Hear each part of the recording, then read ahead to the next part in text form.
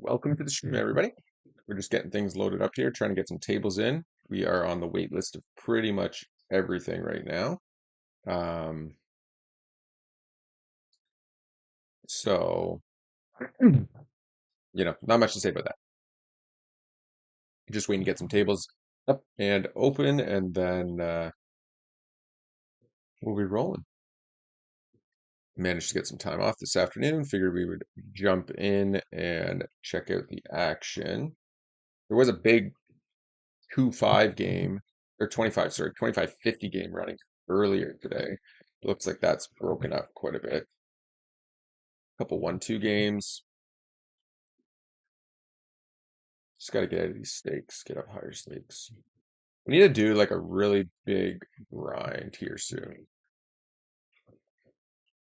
Um, just play a ton of hands, stream for like, do like a 48-hour stream or something like that.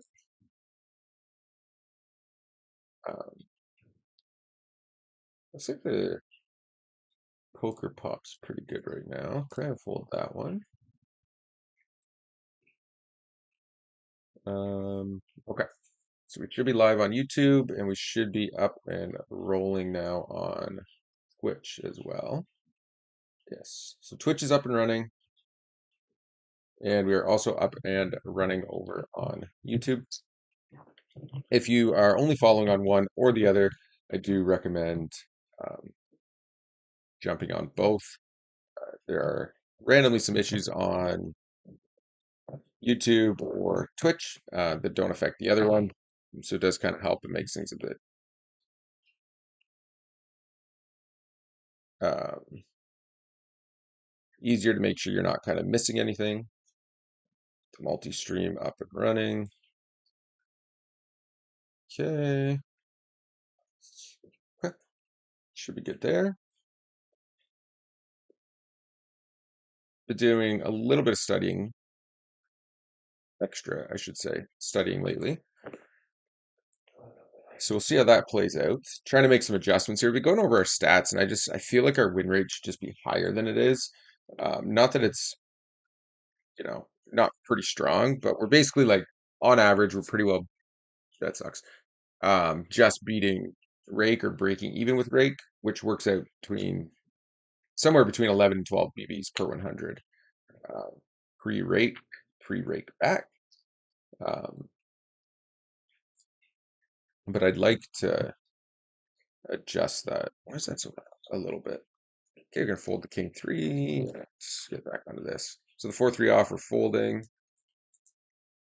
Still only have 3 tables up and running, so we're just trying to get everything loaded in here a little bit.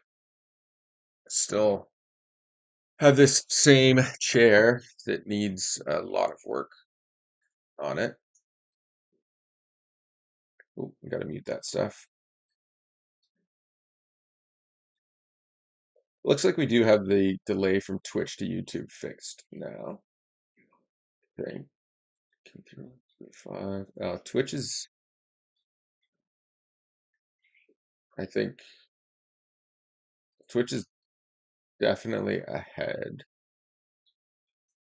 Yeah, not by far, by like 30 seconds, I think. So whatever. We can look to deal with that on another day. For right now, let's just get into the stream. Here we picked up aces. No action really beyond pre-flop limp call. 10-8, we're gonna put that up. So we just have these 3 tables currently running. We are going to bet here with the gut shot. And we have 2 cards over the middle pair, so 10 and 8 can be good a significant portion of the time. Obviously, a 9 is going to be super good for us. And we are going to ISO here. Just a massively profitable play. Anytime you can ISO c-bet, you're going to make a ton of money. So we will keep pushing that. Printing line. Okay, so this guy limps. We ISO to 4x. Dr. Jamie calls, then this guy calls, then this guy calls. Um, obviously, it's a pretty good board for us. Multi-way, I'm just going to go a little bit smaller.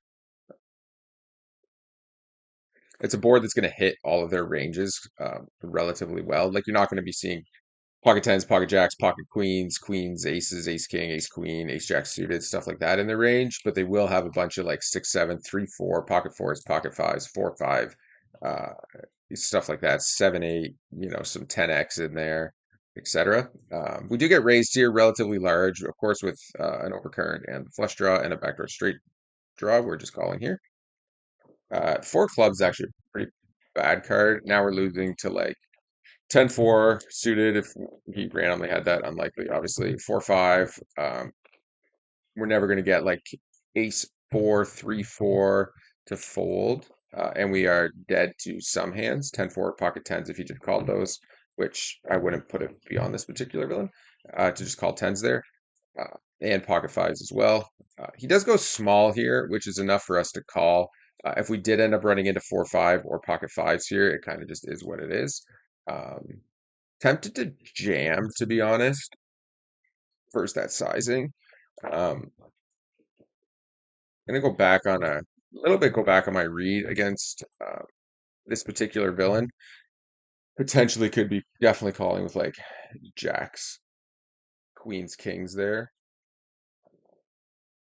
Once he jams, we are just gonna fold. It makes it significantly more likely he just has like a 10 plus type hand. If we get bluffed, so be it. It's going to be extremely rare when we have the king nine hearts that we're getting bluffed there. Uh, but this villain will give it back unless he just hit and runs. Okay. Oh, right. All right, we got some stuff to fix here. The stream.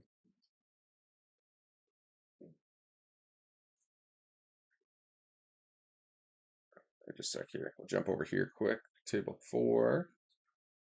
Okay, we pick up ace, king suited. Under the gun raises. Drew 3 bets small. We're just going to be cold 4 betting and getting it in, of course. Nothing else to do in that spot, obviously. He does call, which is fine.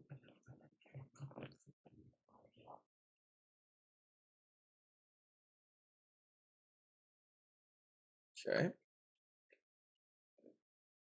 10% C bet. He calls. 10% C bet again. And he jams. We're just going to let that go. What's going on here? Oh, right. There's no tables there yet. Okay. And he folds. Let's see if he showed his hand.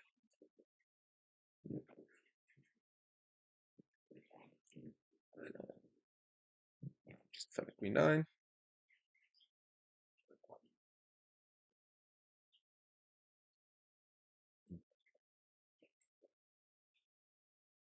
Oh no. What have we done? All right, just a sec. Got to readjust these tables quick. Sorry about that.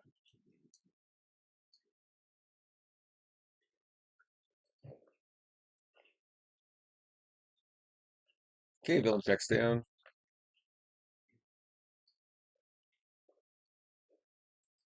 Okay, over here we called 9-10 suited under the gun. Or sorry, big blind versus under the gun open. We do donk lead this board quite often with bluffs, quite often with made hands. Pretty standard spot.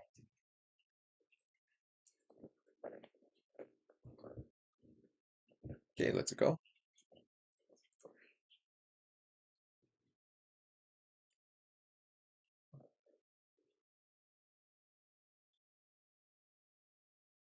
So welcome to the stream, everybody who is checking it out. If you are following along, make sure you hit that thumbs up button. It does help promo the stream. If you're not on Twitch, make sure you check that out as well. Both streams are up and running. We finally figured out how to um, fix the low quality that we had on the previous streams, so I'm quite happy with that. I think the tables could use a little bit better of a cut job on a few of them. So we'll look at adjusting that.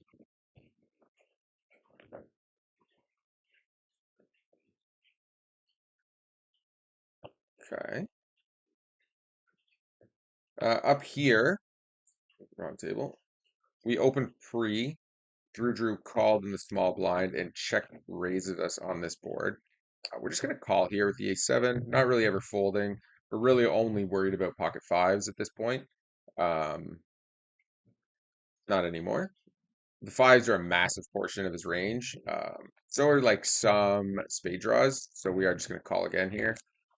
It does kill our action if he just has like 6-7 or 7-8. And now we don't chop. But we're not getting paid off by too many hands here. So I'm just going to go small. We're just going to try and squeeze a little bit out of him.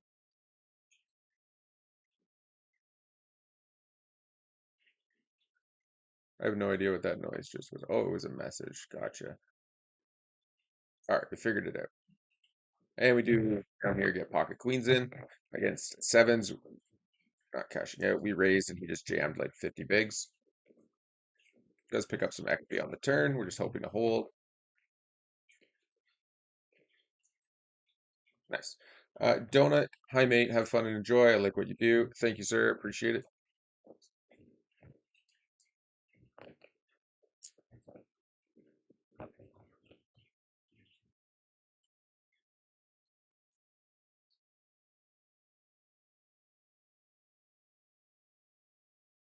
Okay, just that table.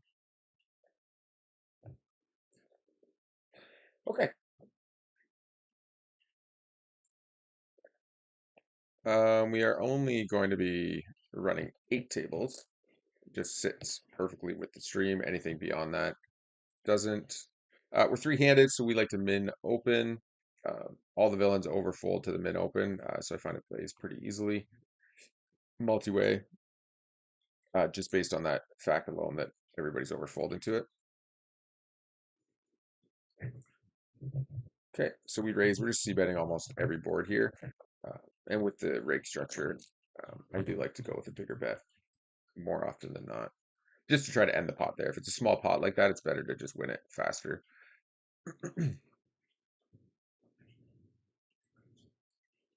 Okay.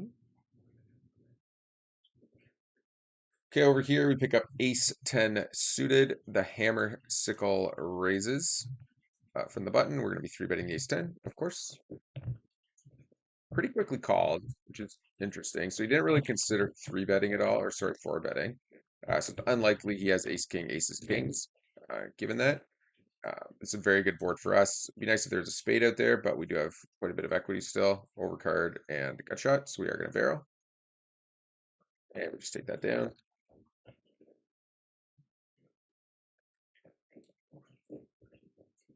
Right, pick up queen 8 suited on this table. Given his stack size, I'm just going to let this go. The hand we would 3-bet quite often against a button open, but when you're talking a 20 big stack, can essentially assume whatever we're doing, we're just going to be putting it in against him. So we'll pretty happily let that go and move on to the next one.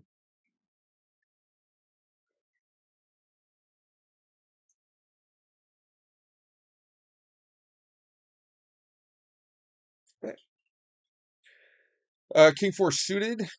We are only 4-handed, so we're going to be raising this up. And down here, it was under the gun limped, and we just flop 2 pairs, so we're going to be barreling out here. And here it goes call, raise, shove, so we're just going to be folding. And we're going to continue to bet the 2 pair. And we're just going to block back river. Should be good against king queen X quite often.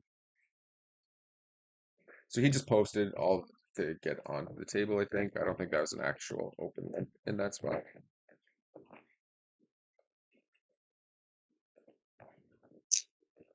King 5 folding.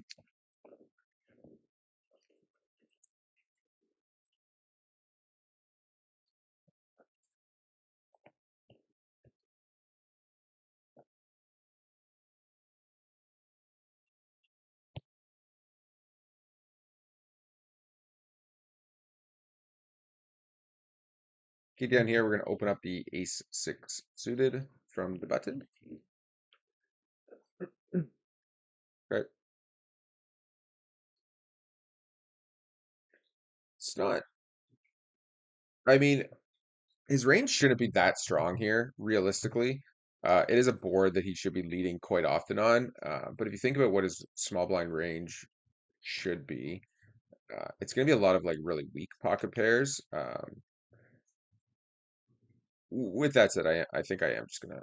I think no, I'm gonna. It should be a lot of weaker pocket pairs. There's not really going to be a ton of like sevens, eights, tens, but against recreational, uh, you can't really read too much into that. So I think when we just face a double barrel from him, let's let that go with this specific hand. Can't fold the jack ten. Jargo's clobber. Are you aiming to go pro? I mean, I guess it depends on the definition of that. I would like to be able to play poker significantly more often at higher stakes. That is the long-term goal. Uh, so I would answer that with yes, but with a big asterisk beside it because I probably won't be quitting my job. I own a business, uh, so that'll always kind of be there. But yeah, the goal is definitely to be able to play significantly more often, stream more often, climb the stakes, get back to 5K NL, not back to, but get to 5K NL, which is $25, $50 buy-ins. That is the end goal right now. So we're chasing the poker dream in that sense. Kind of done it backwards. A lot of people chase that poker dream right out of college. We were in college a while ago, so we won't be doing that. But we're a little bit more established now, so the opportunity arises today to grind out some extra hours, so we're going to take it and stream while we do. And I do appreciate everybody checking out the stream,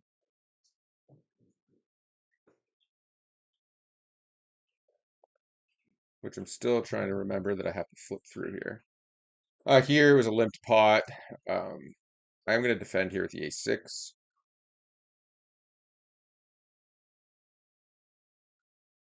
For those of you wondering, this is the recreational tag. We're going to call here. I don't think I'll call 3 barrels unless it's really, really tiny. He doesn't check back. It'll be a 5. Yeah.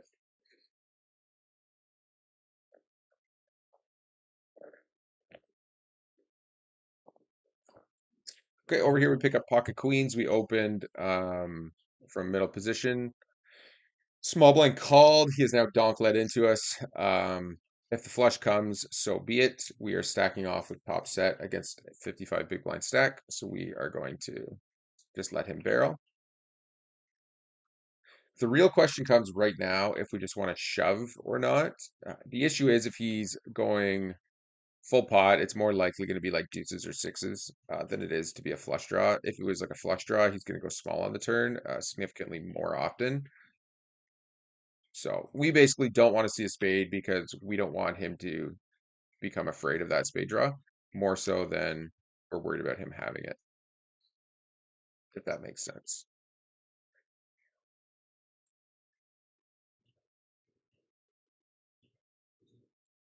And we just obviously jam over the blast on the river. We only lose to 10-8, so I'm not sure what the tank is here. I doubt he has 10-8 unless it's 10-8 of spades, but um, it's a confusing line. Could have been spades in the end because he does fold. Like he's never folding a deuces, sixes, or 2 pair. But when he calls out the small blind and then, oh, I got the camera back on, and then just starts like blasting like that, should make sure the camera's on everywhere. The microphone is unmuted. Okay, I think we're good. Okay, let's just jump to right here. And we're going to be looking to pull up another table here shortly. That one's down to three-handed, okay.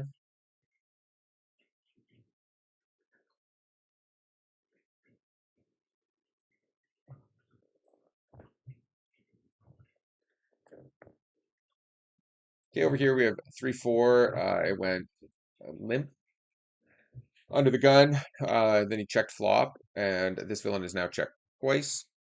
So we're just going to be looking to take this pot down right now.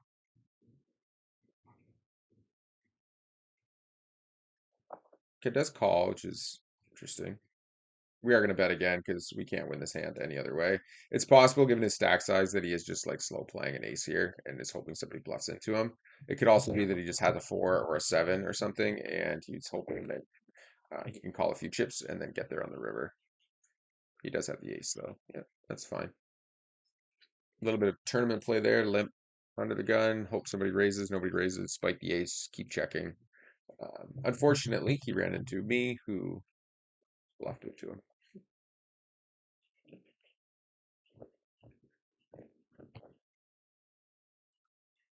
And we just fold 4-3 off here.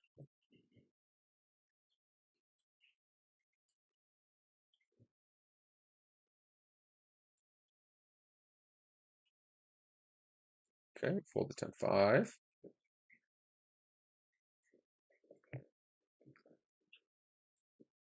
Missed a bet on the turn here, so I just gave up with the jack. I should have just bet turn, and then I could have bet river. But once it goes check, check, check, check, uh, I guess you could argue stabbing river again. Hmm, strange. Okay, here we have pocket eights. We raised. He three bet. We're gonna call here with the jack. King sucks. He's gonna blast that a lot of the time, in my opinion. He might check down though. Like I have a lot of jack 10, jack queen, jack king, ace jack in my range that's suited that will call his button open. Um, but I'm not really interested in making a hero call right now. I think if he blasts, um, yeah. Interesting that he goes that small.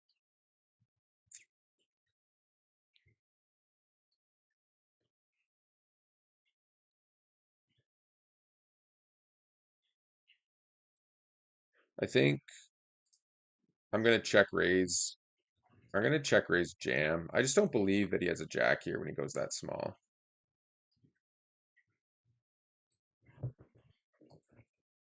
Oh, did I flip off that? Yeah. So he went small flop, small turn. Oh, that sucks.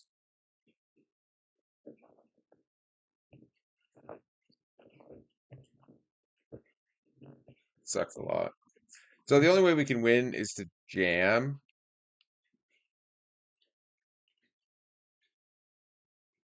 I think I never have a king though when I check raise turn, so I just have to give up.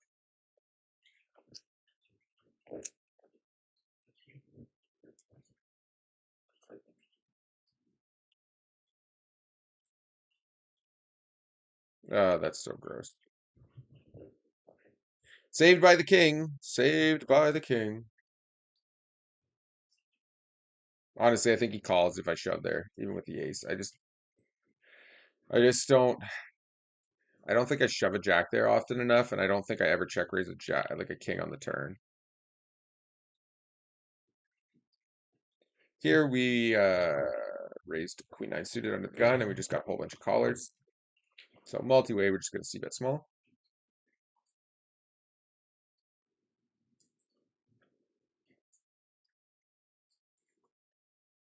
I don't think there's any need to bet now.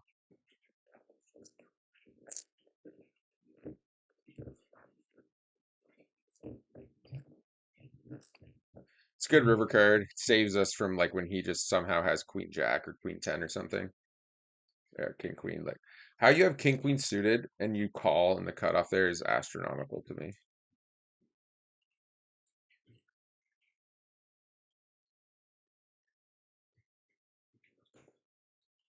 Okay, down here, king four suited. We called against the button open. We get a 3-6-7 flop. We have a gut shot and an overcard, so we're going to lead out here.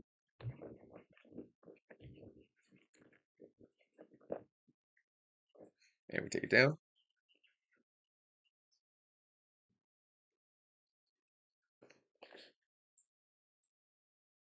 And we're three betting up here against a button open. 8-3 suited folding, 10-7 suited folding. Pocket nines. We're going to be squeezing here. Playing cautiously, though. Seeing Drew flat in the button is kind of strange. He's a pretty decent player, so what he would flat, I'm not sure, to be honest. Up here, we 3-bet the queen seven suited. Then we c-bet pretty big on the flop, and then we turn the flush. So we're going to c-bet pretty big on the double barrel, pretty big here on the turn, and we just call it off. And we just lose to a better flush. Perfect.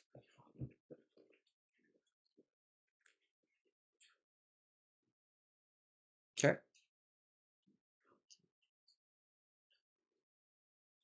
He's definitely calling 3-bets pretty wide, I would say.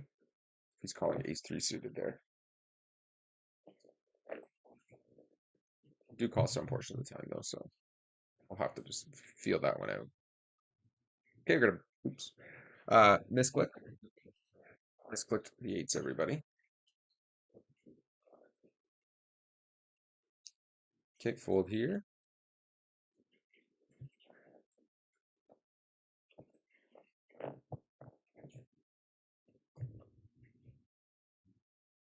And we're gonna lead out here.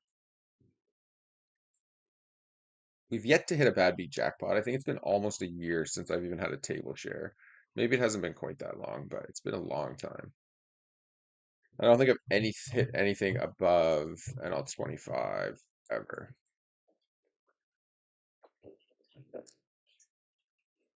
Okay, we're just gonna 3-bet down here with the nines.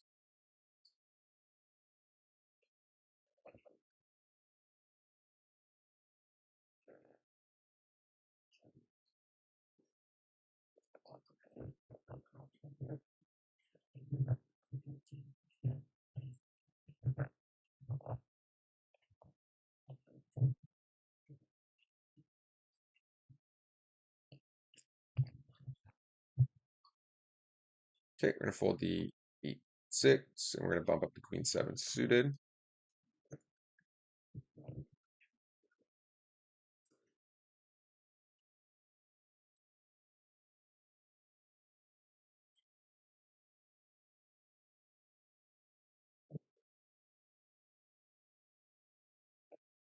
Okay, running cold against Mr. Sultry. Ran flush into flush. We just 3-bet him again. He called out of position with pocket fives. Flop very set against us. We lost that hand as well. 3-bet pot. Do appreciate everybody who is checking out the stream. Make sure you hit that like and subscribe button. The thumbs up really does help promo the stream a ton.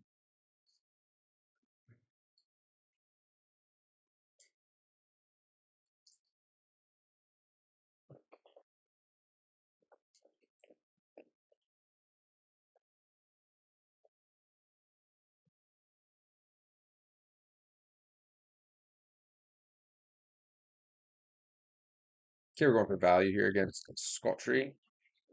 I misread my hand. I thought I had pocket nines down here on this table. So I think I'm just gonna double barrel and try to get rid of them here. Calls again. I give up. Actually, I'm gonna bet really small here. It's not super GTO, but like I think against this villain, if he is actually just chasing a club draw or has like a weak six or something like that, I can get him to fold. Um, so we're only really targeting his like ace highs with this bet. He does call, so he's just gonna have an eight or pocket fours. I don't know. This guy just gonna call everything, I guess. Okie dokie. So that hand would have folded to a shove, but for him to have that hand doesn't make any sense. Anyways. Okay. Nice hand. Nice hand.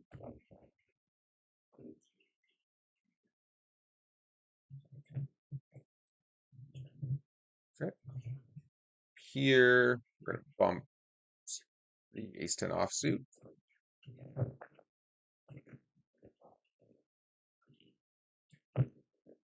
Drew does 3-bet us.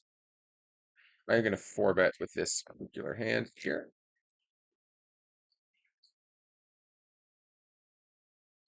With the ace 10 offsuit.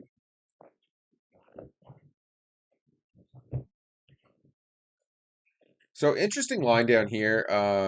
We 3-bet him pre-flop. He called flop. or sorry, he called pre-flop. Flop went check check. He led turn. We called, and then he checked river.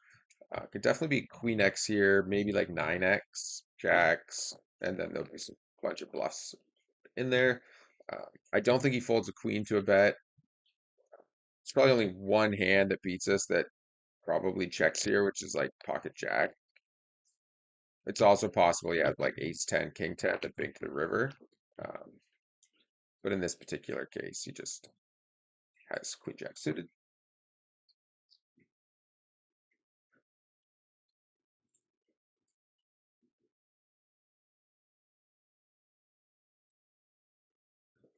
Do appreciate everybody who is here, hanging out, checking out the stream.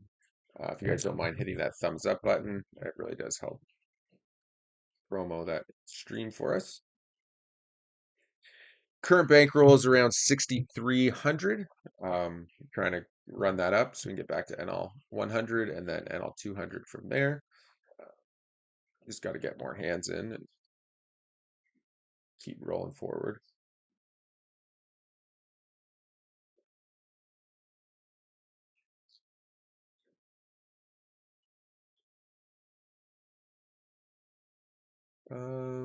Tables do we want to lose here? Not that one, not that one. This table's trash. Okay, we're just gonna lose a table and pull a different one in. Okay, Jack 4 suited over here on the button. We will be bumping that up.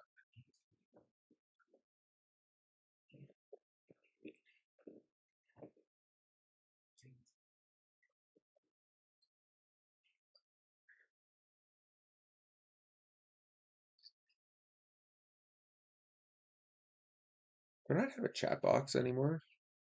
I thought I had it set up. I'll have to look into that.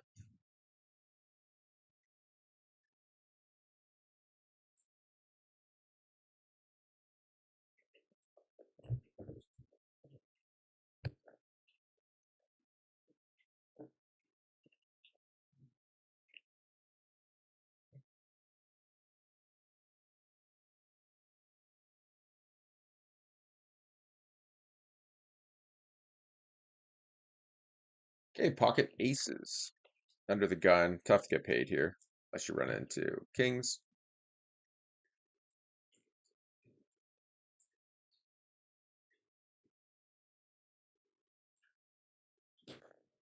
Okay, we do get called though. Good spot. And here we turn top pair, top kicker. We get led into river the 10. He checks to us. We're just going to be betting. The aces, everybody folded. Here we have pocket nines. We get bet into on the river. I am going to jam given stack sizes for value.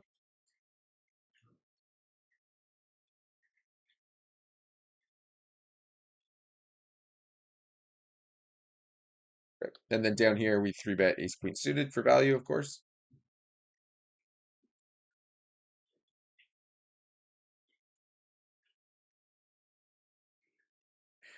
Once again, we do brick into them, unfortunately.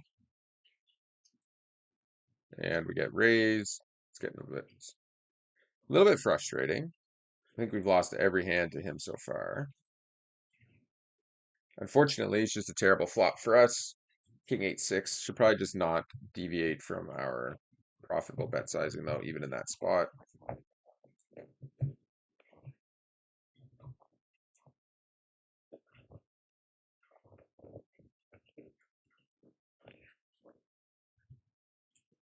Okay, up here, pick up pocket queens, small blind.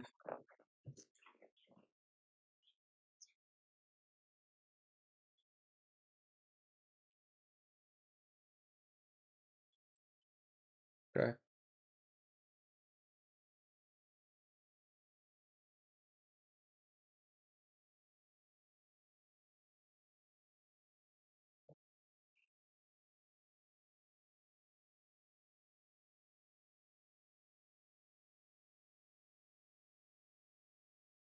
We're just jamming into this villain. 10 big stack. Not much else to be said there. Take it down. Up here we called pocket nines against the under the gun open. Checks this flop. He's gonna check back a bunch of aces here. I think given our hand, we're just gonna hope we can get the showdown. Um, Once he checks twice, significantly less likely he has an ace. But I think we just with pocket nines, we probably have enough showdown value here to just try to get there.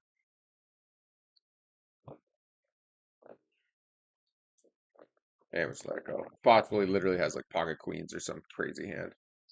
I was just hoping we would get there. Could also be like pocket fours or something. And once we double check, it's pretty clear cut that we have some sort of pocket pair like we do. It's not overly strong.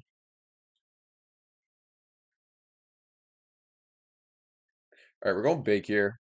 I just want to see how much we can push this guy because he's been refusing to fold to three bets. Some villains will just call everything, and if you get these guys who are just going to like call really, really, really wide, obviously his stack's too deep, but like when you're talking about 40, 50, 60 big stacks, with like ace king, ace queen type hands, you can literally three bet half their stack, and the amount of times they'll call fold is actually insane.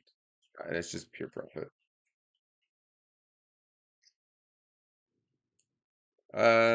So Johnny Dooms, why do most players prefer the big blind balance setting rather than specific dollar amount? It kind of just makes it easier because all of your bet sizings are based like not on the dollar amount, but like big blinds, right? So you're opening three big blinds, you're opening two and a half big blinds. They're all whole numbers for the most part. So it's easier for the math, it's easier for the calculations. It's less tilting for a lot of people because you're not actually looking at, say you're up to playing NL 500 or NL 1K. You're not looking at holy fuck, I just lost 3 grand. You lost, three buy-ins or, a few hundred big blinds kind of thing. So it makes things a little bit easier. And as you progress through the stakes as well, you're just betting the same sizings. So it's not like you're going from betting $1.50 to 150 to 250 and so on. But for the most part, it's just the ease of it, more so than anything else.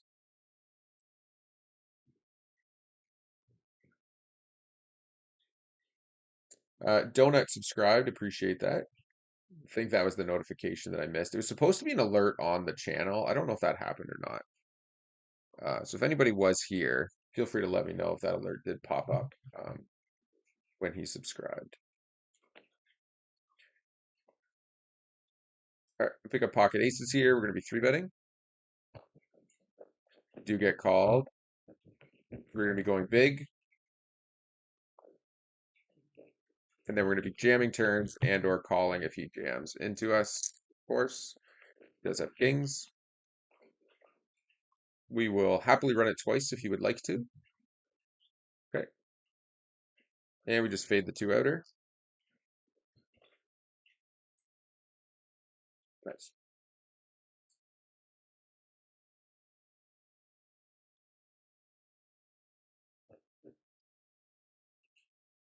I actually played him heads up quite a bit for a little bit the other day. Um, I wonder if he went back and watched the stream. I think I streamed it. I can't remember. But there's a lot of three bet of him folding to three bets going on, whereas today it's kind of been the opposite. So it's interesting. Did I double this guy up? No. Okay, here we're going to be opening the 9-7 suited.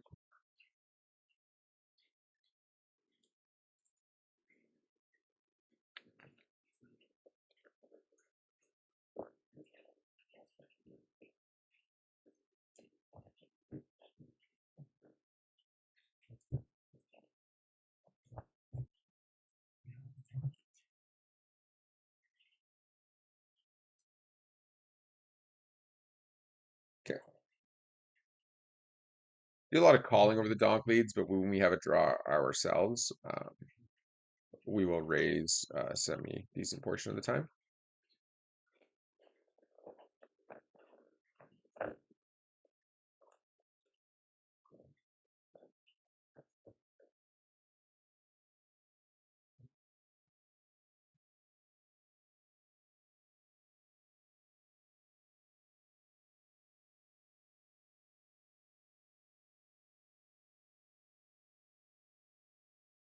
Okay, here we have pocket queens. Gonna ISO raise. Hopefully everybody enjoys this stream style a little bit better. I think it makes it easier for those who are on cell phones and mobile as well versus trying to like watch 8 tables all at once kind of thing. The ace queen, this board's not great. We are going to check this one. Okay, checks back. I wonder what hands it checks back. I could have too many hands that check back. So I think we're just going to go. I think I'm just going to go bet now. We can rep the jack. He's going to at most probably have like a weak pair, maybe like a four, maybe like a five, 5, 6, something like that.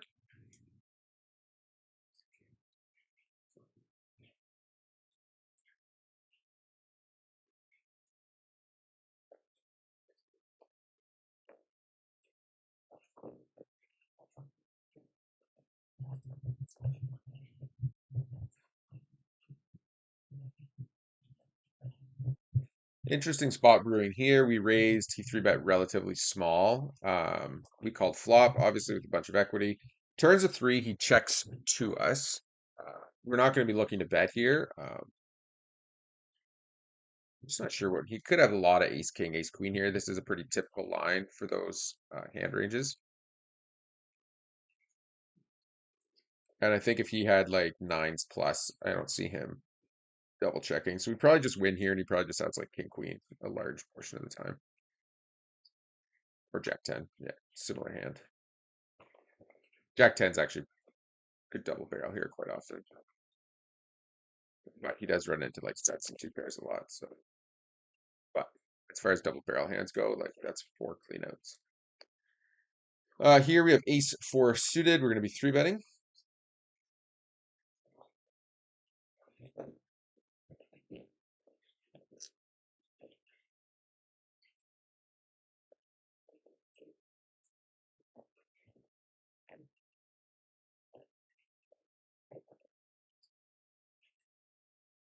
And we're just going to be folding, I guess, in this spot now.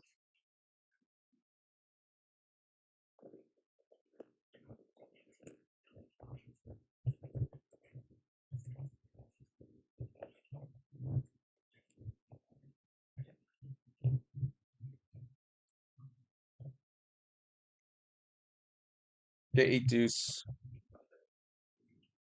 We'll just let that go. So this punk, plunk. We're just gonna be basically waiting to make a hand and let him pay us off.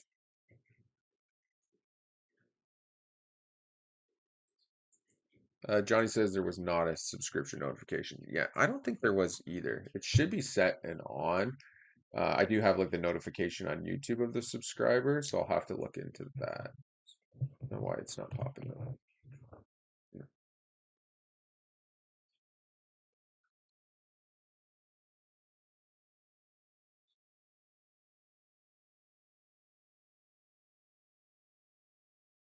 Okay.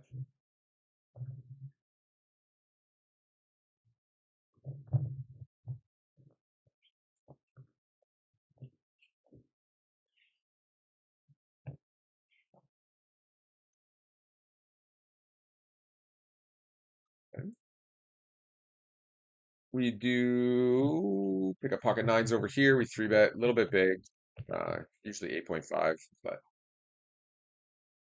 I only have so many options. I got to get like a stream deck here so that I can flip through the um like through the tables without having to, because I use the number pad right now for the ease of it. Maybe I should switch that to the keyboard. We'll see. Okay, over here, what happened here? He limp called, I think, most likely. Yeah, so he limp called. We turned two pair. Now we're just going for all of it. And up here we raised pre. He called out of the small blind, or sorry, out of the big blind. Uh, and he donk let flop. We called and turn. We're just gonna bet for value. And he gives up.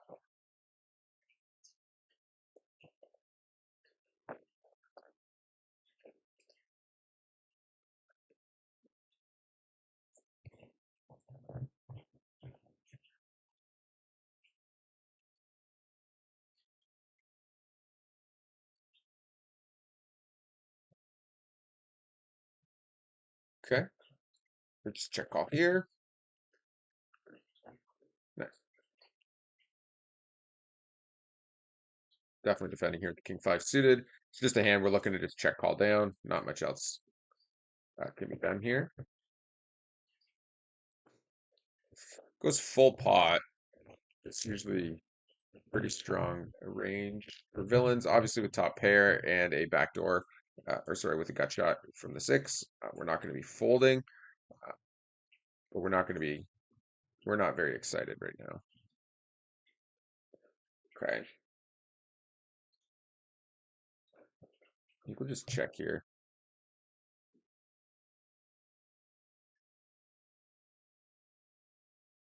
Could have been a good spot to donk lead there. Oh, we had the best hand anyways.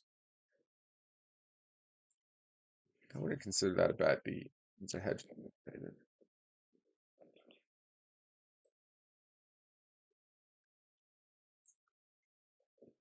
Okay. Here we're gonna bump the ace. Oops. Bump up the ace six suited.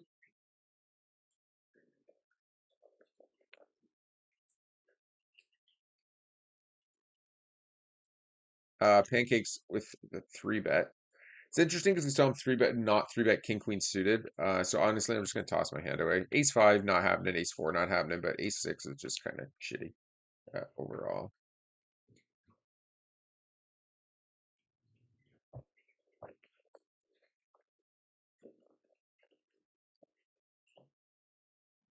Okay. 9-6 offsuit up here. We're just going to attack this. He limped in from the small blind. So we can't win by checking down very often with 9 high. So let's put a little bet out.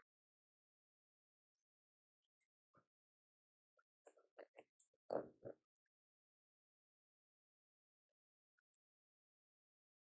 think we're running right about break even so far.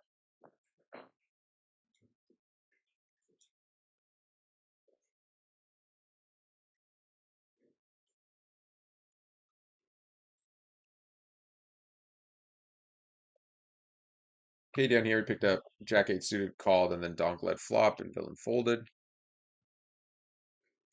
And then we 3-bet King 7 suited down here. Against the button open, villain folded. All right, here we go. Pick up aces. Okay, we're going to bump this up. Aces from middle position. Six-handed. Okay, get a call. Start. And we're going to value bet. No kings, no queens in his range. Pocket threes in his range. King, queen, queen three suited, king three suited, theoretically folds, but could definitely be in his range. So there are a bunch of jack 10 and some spade draws and stuff like that. Definitely going for a double barrel here. Okay, five. Would like to see a three. But that's definitely a hand where we for three streets of value and we do fold to a shove a good percentage of the time.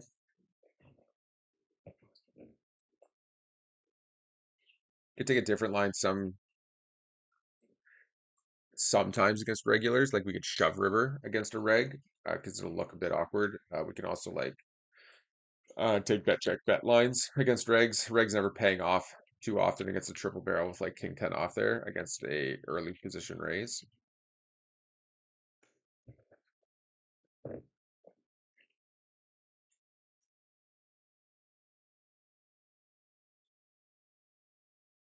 Okay, we're just leaving this table. We just like to keep it to 8 tables for the stream.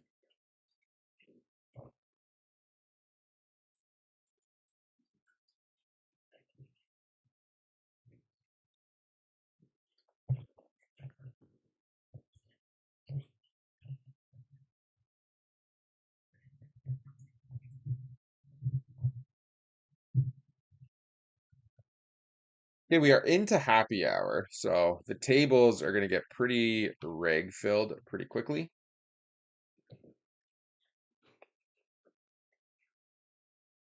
And we're icing against the open limp, of course, every single time. Um, this pool does not, well, I don't even want to say it actually, because I know some people from the pool are watching. But essentially, yeah, whatever. If villains are not going to be four betting you, you should just be opening it like ISO raising pretty much any two cards. because it's such a profitable play. It only becomes like less profitable, I guess you could call it, or you need to pay a little bit more attention when you have villains who will actually like four bet you, like light when you're opening to ISO. And they recognize that, so then they just like attack your ISO raise. But if villains are doing that, you just tighten up a little bit. And if they're not doing that, you just open whatever because villain's just going to call and then fold to your C bet like 99.999% of the time. Same with this line, like small blind versus big blind. Um, it's not really properly defended. Okay, 10-6 suited. We're going to bump that up. Drew with the three bet. Drew's a pretty decent player for sure.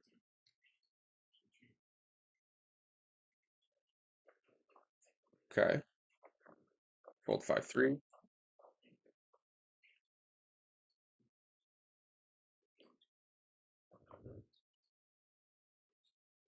Again, if you guys checking out the stream, welcome.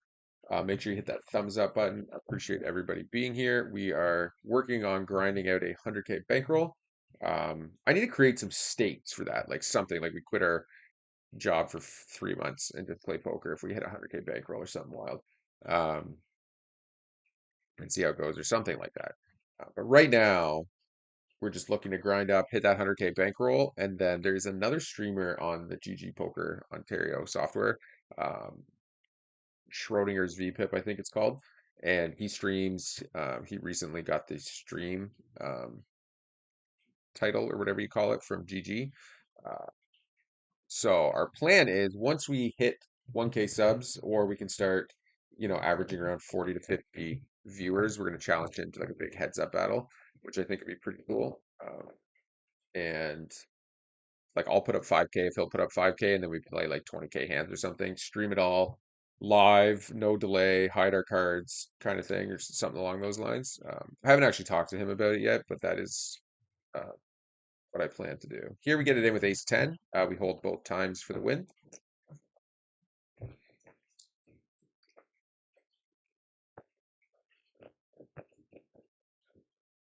Bump the ace 7 suited.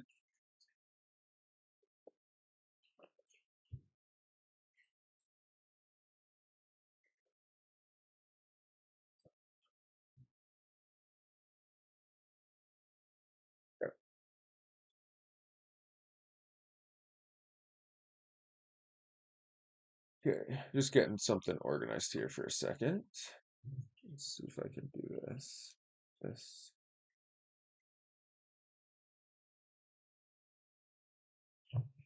Do you have that? I don't know if we do or not. Okay. Sorry, I'm just fiddling with the stream a little bit here for a second.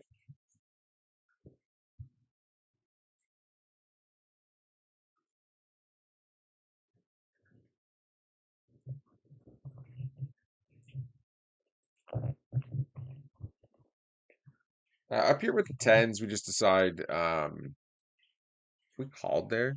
I don't know. Something happened. Something happened. Don't call tens big blind versus button open. Just FYI. I'm not quite sure what happened there, but something definitely happened. So here we went for the check raise. Villain called. The ace on the turn now. We're just going to go half pot. Um, actually, I think do I want to go bigger? Do I want to just shove here? We do lose to like 5-6 some portion of the time. We have a bunch of bluffs still. I think we just bet and then shove river. It's interesting if he jams over us. Like if he jams here, I could let it go some portion of the time.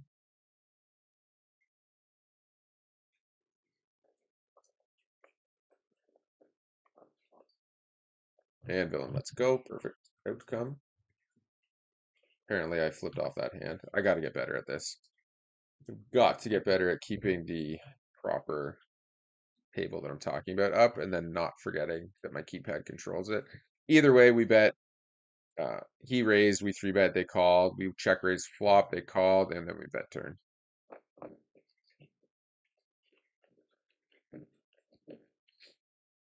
for the win.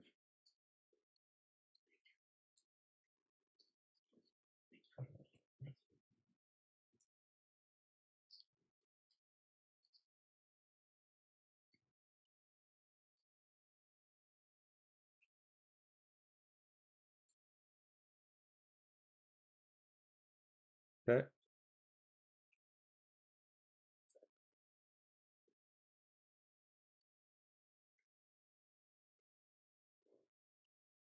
All right, here at the ace queen. Oh, all right, let's get off this, get off that. Let's get back here. Ace queen, bump it up. Small blind versus big blind. Take it down.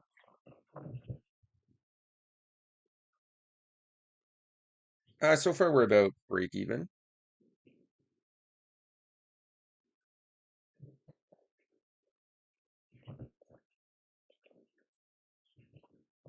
I'm three betting the pocket eights against the 3x open.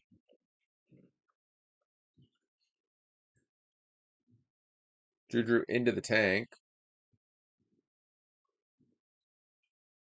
Eventually lets it go.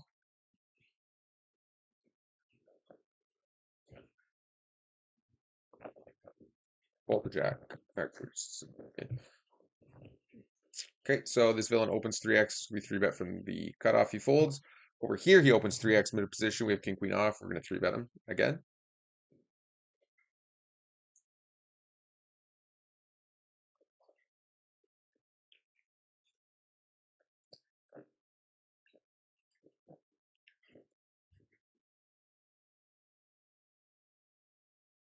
Okay, over here, we open the king jack offsuit. Pancakes 3-bets us. Just a little too tight. Uh, we're basically like 4-betting or folding this hand.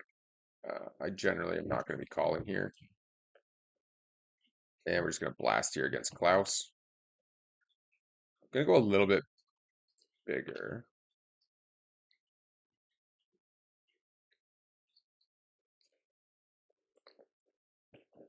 Calls.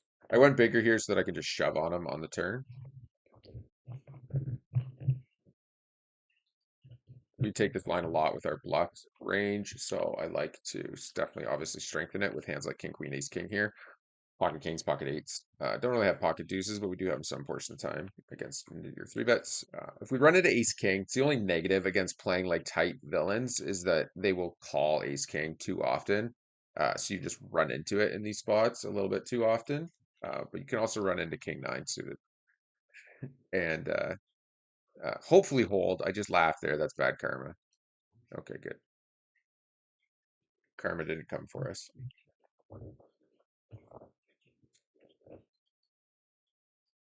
Okay, take that one down.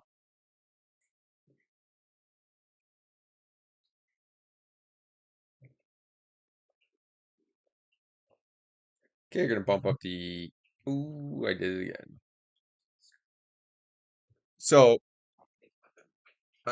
that's not supposed to be the. Yeah, this guy knows it. Incorrect bet sizing. A little bit of a misclick here. We're gonna go into the tank a little bit for no reason. No, we're just gonna fold. That's what you get when you're not paying enough attention. So don't open to 8x there, obviously. I think that's pretty straightforward, but I feel like I'll say it anyways.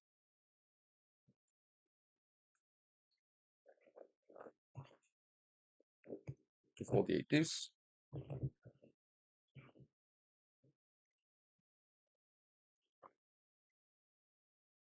Kmart just did a wild like 3-day. Make sure you guys hit that thumbs up. If you guys are watching right now, it says there's 80. I really do appreciate when you guys take the time and just hit that little thumbs up button. Um, just helps promo the stream, push it out to some more people, kind of try to grow the channel a little bit. But Kmart just did like a war room session, which was sort of interesting. I just think it would be fun, the old school lockdown, and just um, not stop and just play and play and play and play and play. Classic 2 months, 2 million war room lockdown style.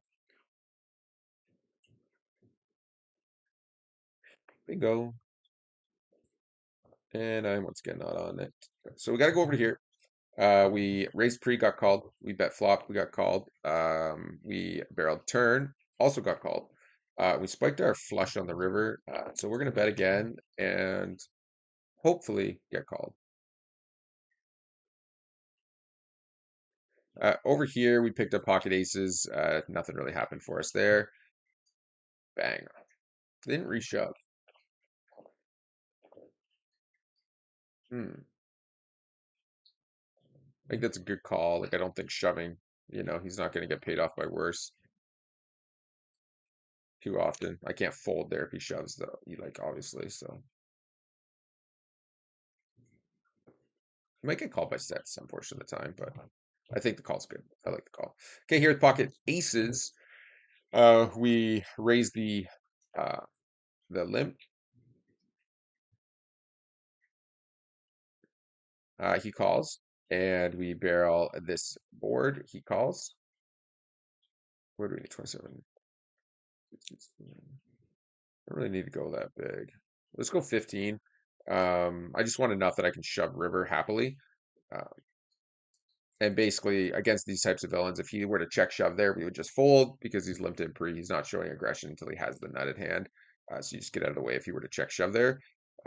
Same with on the river. If he calls flop and then a connecting card hits and then he jams river, it's so often the nuts from like shitty from recreationals. Um, so you don't want to like be overcalling in those spots.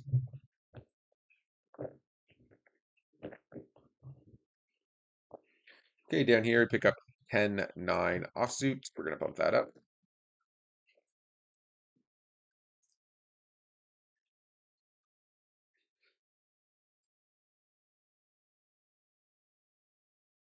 Fold 7, 10-9. Stream's definitely been picking up a little bit. It's obviously looks, to the naked eye, like 7 to 10 watchers seems low to some, but I'm pretty happy with that because we usually get around just from probably a lot from the timing we stream at, which is usually like 5 in the morning till like 7, and then we go off and to the real world. But average somewhere around between 6 to 10 viewers here, and then a 2 or 3 or 4 over on Twitch is a pretty decent uh, sizing for us.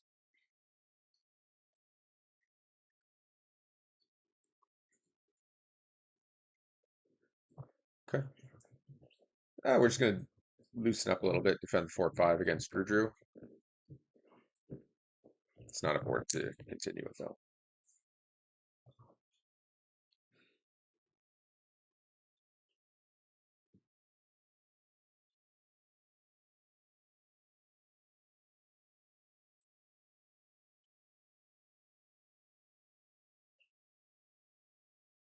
Okay, we open the 10-9, get called.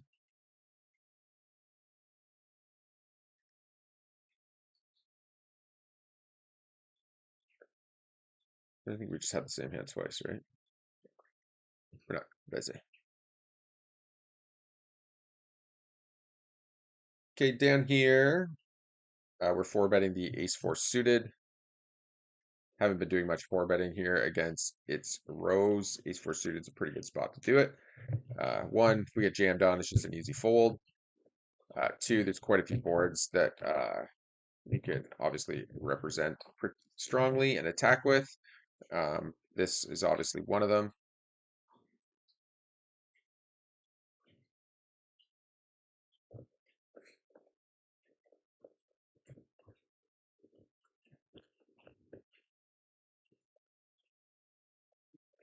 Now we're going to give up potentially. Let me think. Three bet me smaller pre, which was weird. We four bet he called. We C bet he called. We have no clubs. We have no backdoor draws. We block ace king. He has pocket jacks in his range. I think we'll give this one to him.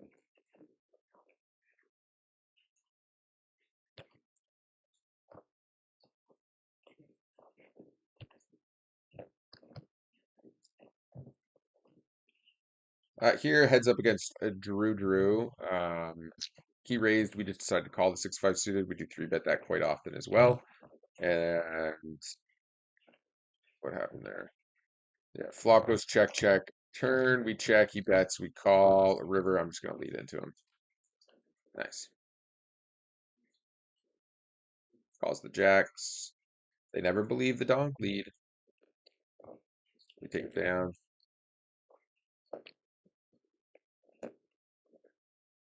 I'm actually not going to stream the heads up match for both of us. He's not really like said, yeah, do it. And I think a lot of people's game kind of gets put out there. So for a fellow reg, I think keeping it off stream's good. And I'm also doing it for myself as well because I'm not sure how much of that he's actually watching. Here we pick up pocket queens. We open pre. He three bets button. We are calling. Down here, it's Rose three bets us again. We just jam the tens.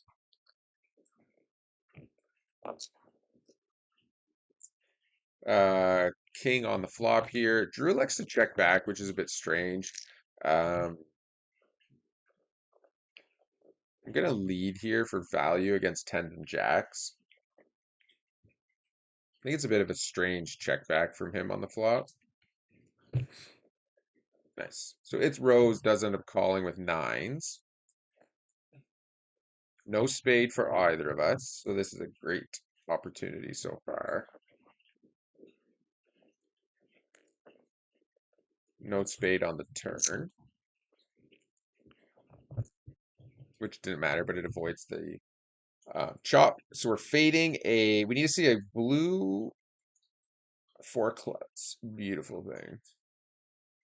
Okay, so now we're into an interesting spot here against Drew. Three bet pre, flop went check check. We bet small on turn. He called, and then he bombs the river for full pot. It does feel like tens or jacks a lot of the time here. Like, I'm just gonna try to run through this hand without timing out completely. Hoping I still have 30 seconds, so there's no way I'm calling here. Yeah, I just have to fold. I can't think it through.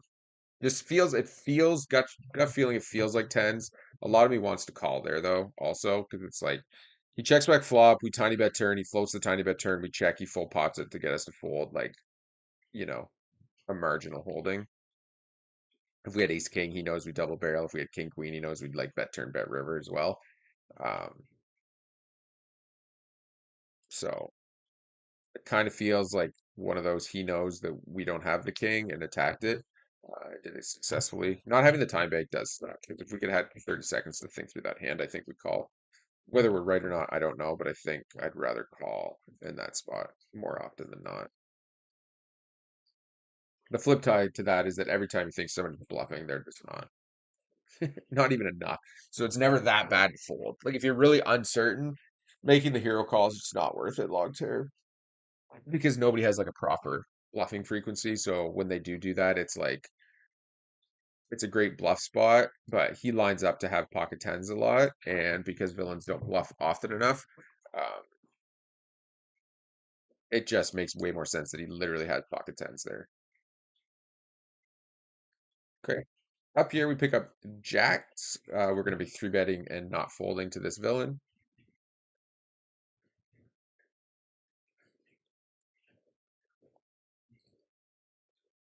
who's obviously he's just a recreational and he's just playing a ton of hands. So and he does donk lead all the time,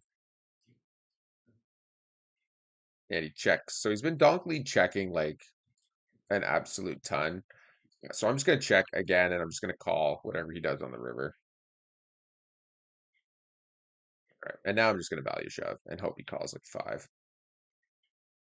I don't think there's any world he actually has like a king there, obviously, 'cause he's been taking that line a ton, where he's calling pre at a position, then donk leading, and then just giving up and called.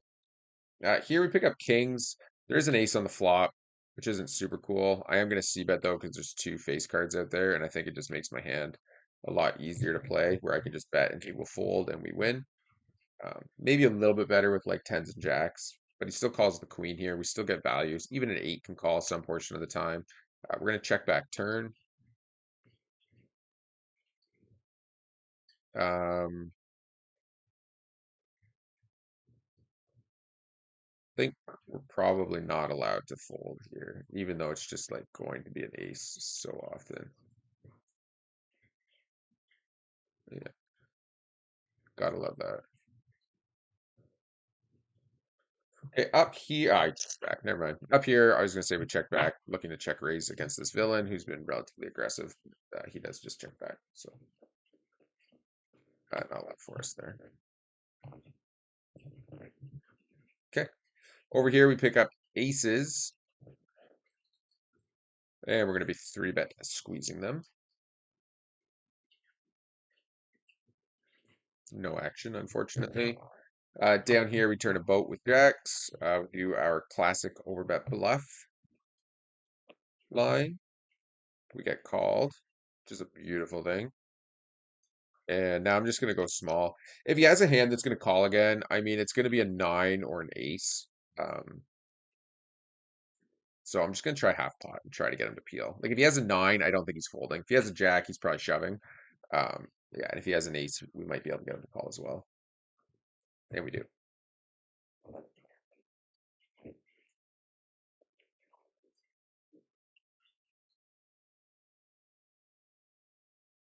Okay, up here we pick up pocket threes, bump it up.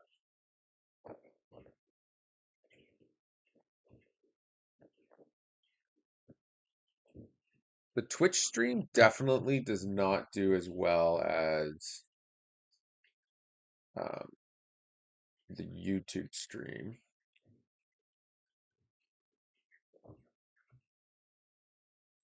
Okay, here he went a little bit smaller, so we're going a little bit smaller with pocket eights.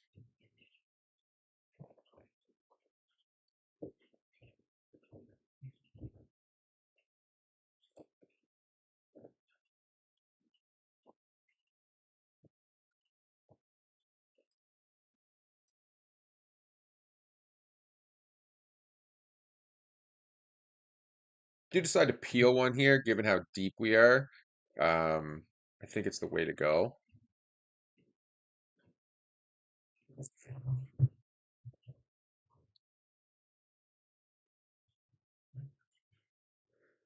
I guess we got to peel one more here.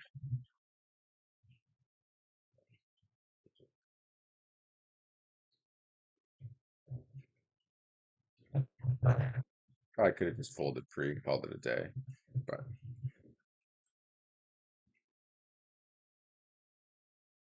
interesting.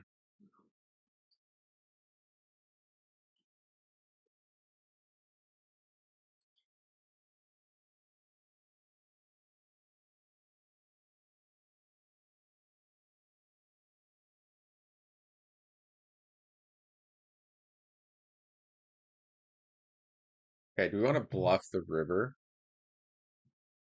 Oh man, that's so tempting. So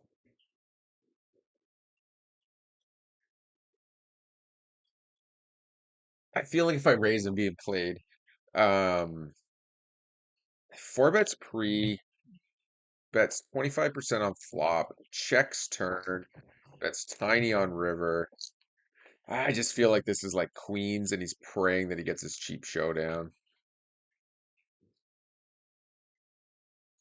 I have no blockers to the clubs. I mean, I can't fold, obviously. I think we just call here and see what happens. Queens, yeah. Fuck. God, it felt like that too. I should have just attacked.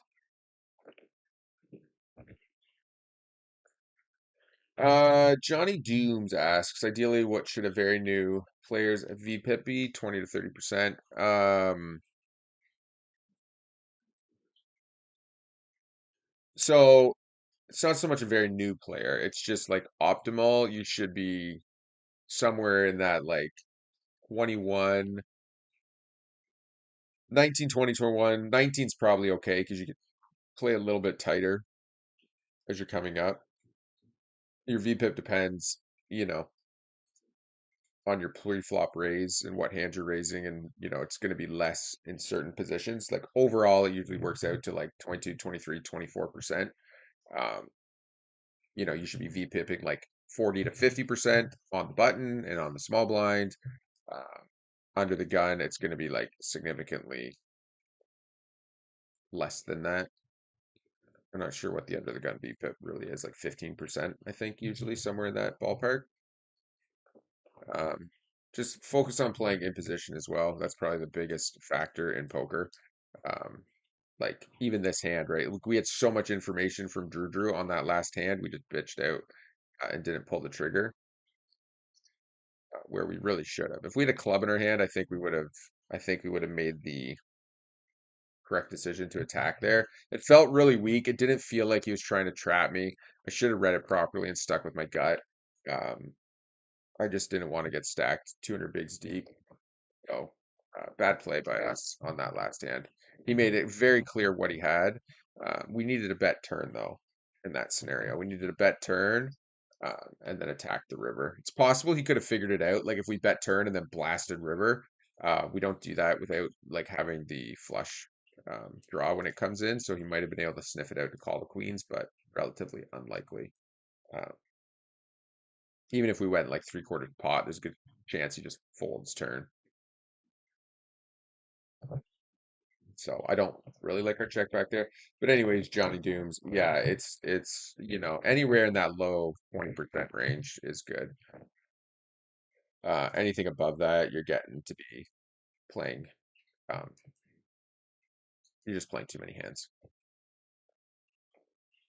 So it doesn't matter how good you are. If your VPIP's like above 40, you're never gonna win. You're just playing two hands. Even us, like ours is usually around 24. Sometimes it'll float up to 26, 27 when we have really nitty players at the table, because we can just raise all the time. Okay, what happened here? Razors raise. Okay, let's pull this table up. Pocket queens. We're calling here. I don't want to time out. Ace sucks. We raised pre. He called. We bet the flop. He called. He donk led the six on the turn, which is interesting. And then he donk leads half pot on the river. Also interesting. I don't really know what I would put him on here. I feel like if he had a set, he'd be going bigger for more value.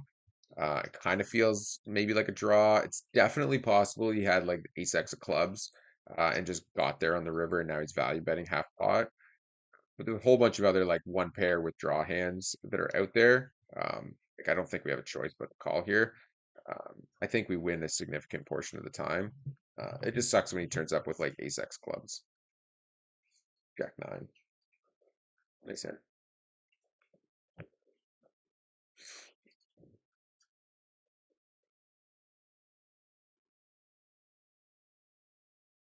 So there is and honestly, there Johnny Dooms just play four tables to start. Low 20%.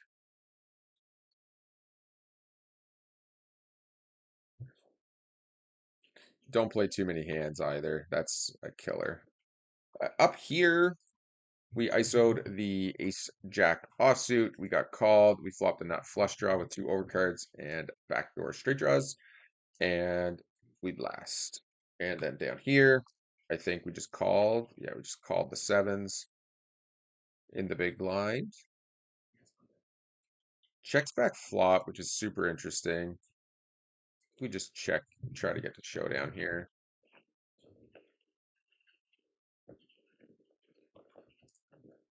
Up here, deuces are not going to win at showdown, so we're going to go bet bet. Calls, checks again. Most villains on this board are not going to want to risk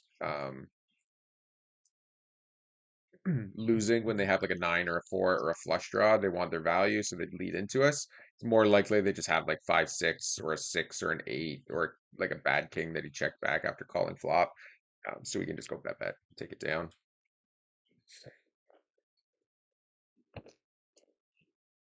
Okay, down here we pick up ace deuce suited, big blind against Alistair X. I don't know much about this villain, so I'm just gonna call for now. Definitely will be three betting that hand some portion of the time. You just every time you call, you lose essentially. Like obviously not with your super strong hand, and you're kind of doing it to balance out other hands, but essentially when you're calling, you're losing. So the more you can three bet profitably, the better.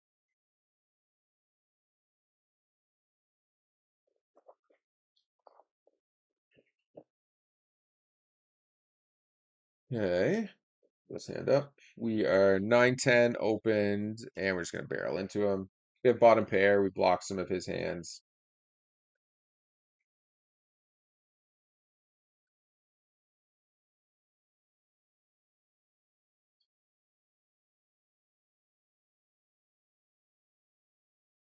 Okay. All right, we take that down. Sorry, I just gotta send this message here for a sec. Pull this hand up here. Pocket aces. He raised. We three bet. Flop comes king 9 7.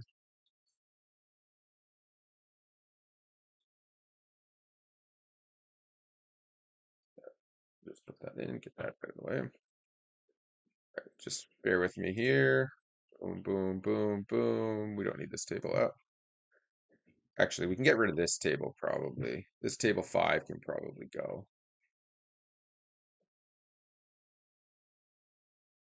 Okay, pocket aces, we're back. So he raised pre, we three bet, he called. He's gonna have king jack, king 10, king queen, ace king in that range a vast majority of the time. The seven's really good. Obviously, we still lose the 6 7 7 8, but it's unlikely he calls a three-quarter pot bet and a three bet with those hands when there's a king 7 9 out on the board. So that's good. It decreases the set likelihood. We're now beating king 9, king seven's less likely, 9 7's less likely. So we're really down to him having a ton of ace, like king X in his range. So we just want to attack that. That's it. There's nothing else really to be said. He likely has a king. We have an overpair. We want to attack that. Trying to do is appreciate that device or appreciate the advice. Yeah, no problem.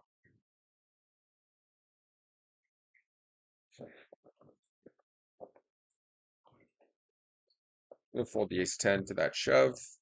Tempting to snap call that, to be honest, but I think we can keep the discipline high. Just check that down.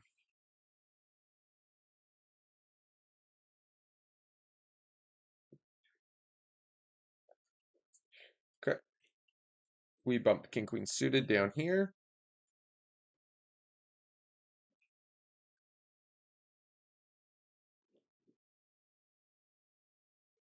Did I not bump the king queen suited down here? Not sure what just happened there. I must have just misclicked. Whatever, we'll leave it out. He does call. Pretty good turn card for us. We are going to double barrel. Um, raises us. Interesting. Limps button.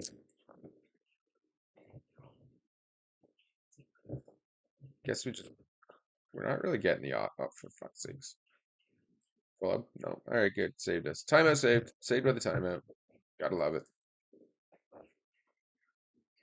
It's a spot where people naturally feel like they have to call in those spots, but you really aren't because you're not getting clean odds to call. So you don't necessarily have to call there all the time. One, you're not getting the pot odds. Two, you're at a position. Three, when it comes, it's like so obvious, so you don't actually get paid off. So like the implied odds really are not there. That people want to pretend that they're there a lot of the time. So that was good. These were suited. Take it down. Okay, we got Alistair here, just bombing three bets into us. Playing one table by the looks of it.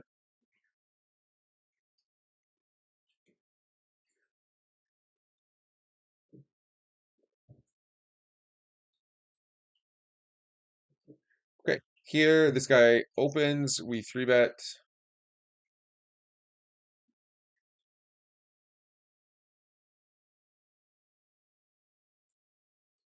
Unfortunately, he does just fold.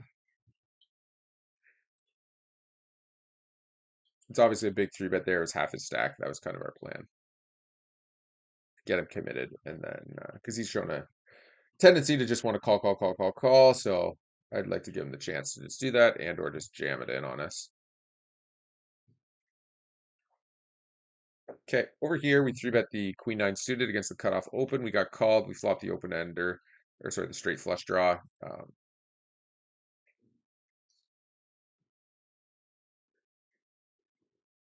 Interesting turn card. So that card, excuse me, changes quite a lot. I'm actually going to check here, I think, and just try to realize equity. Worst case scenario be that we bet and get shoved on because we're just dead so often, and all of our equity just burns up in a heartbeat. Uh, okay, that's half pot into us.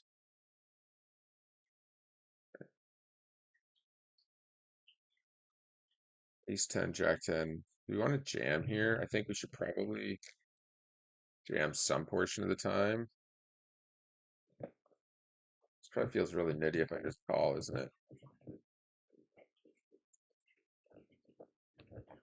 It's just unlikely he leads into us without a really strong hand here. So maybe we should shove based on that logic. But there's a lot of pocket tens, pocket jacks, ace 10, ace jack in that calling range. Queen X diamond some portion of the time. 10 9, yeah, whatever. We're not getting called anyways. So the thing is, if we shove there, you have to be able to get called by worse. So the only hands that potentially call are going to be um, like king 10, queen 10. That's about it. Everything else that calls beats us. So I think calling this probably fine.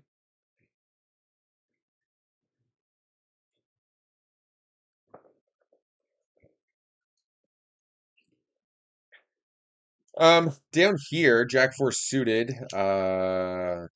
We just called out of the big blind, and we decided to donk lead turn. No action though, unfortunately. There's just a lot of cards that they're going to check back. Like it's Rose is going to check back on, um, that would call if we bet in that spot. Like pretty much any top pair, any flush draw, straight draw, club draw, like all those types of hands and stuff. So um, I like to attack every once in a while.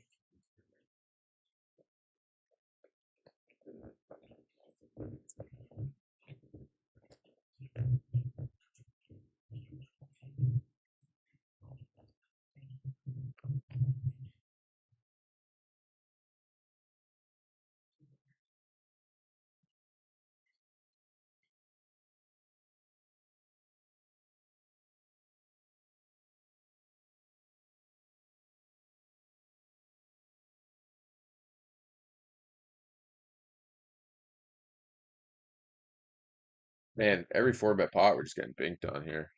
They haven't flopped a good spot in a while.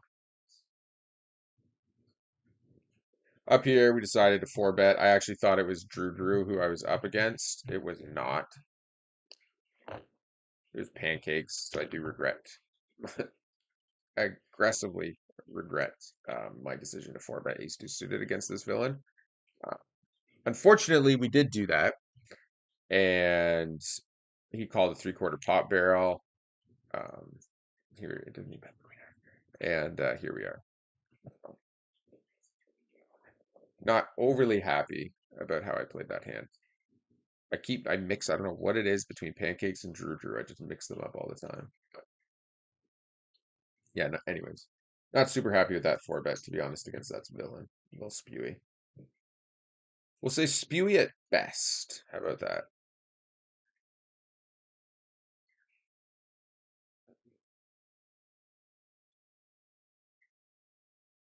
Okay, we're gonna bump the ace king up.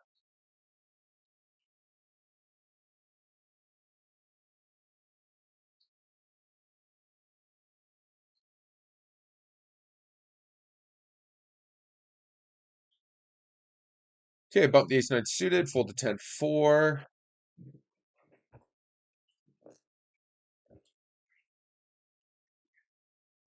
I really wish they had a hand tracker on GG because you can't like actually link any software to GG. It's hard to track your like hands without seeing your results.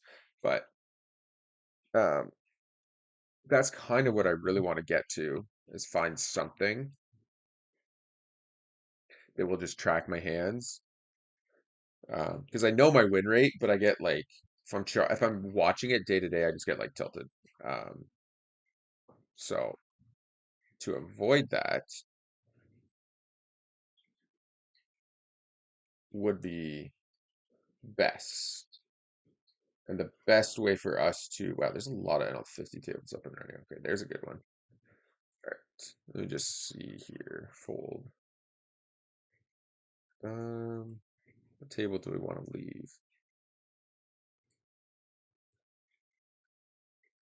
This one's not bad. Sorry, I'm just adjusting tables here for a minute. I'm gonna leave this table for now. Bring this one in and go from there. You do need to check back every once in a while, especially during happy hour, and find the better tables. Otherwise, you just end up on these like gross knit filled like table. This one's not bad. All right, let's jump over to here. We got pocket aces while I hunt for which table to eliminate next. This guy's got no stack. All right, it's gonna be this one. I gotta walk with aces.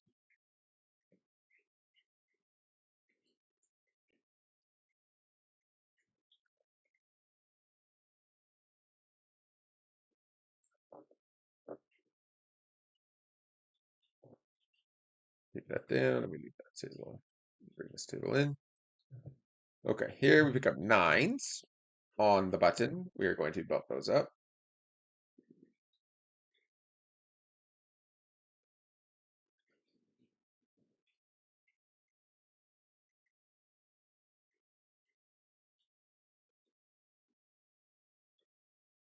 Okay, I think we're locked in here now for a little bit anyways.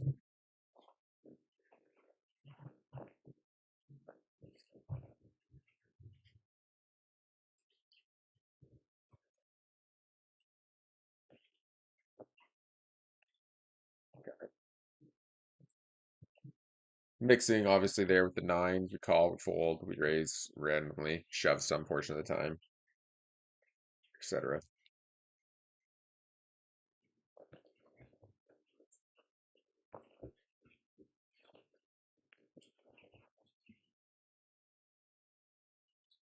It's sort of a GG sort of thing because your three bet sizing is so much bigger, so you have to fold a lot more to those three bets.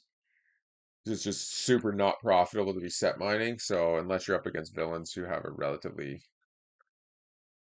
decent, we'll call it three bet range, um, you're just gonna end up like folding too much post flop. Okay, down here we have kings against an open limp. We're going to be raising that. And an ace again on the flop.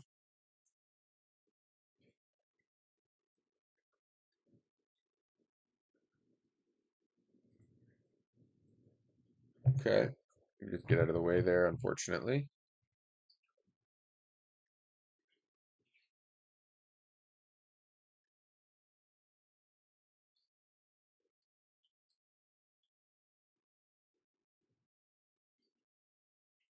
What the hell happened there? Oh, they had a set. That makes more sense. Thought I just got called down by bottom pair with, or not even bottom pair with a nine of pair of deuces. I did not. They had a set.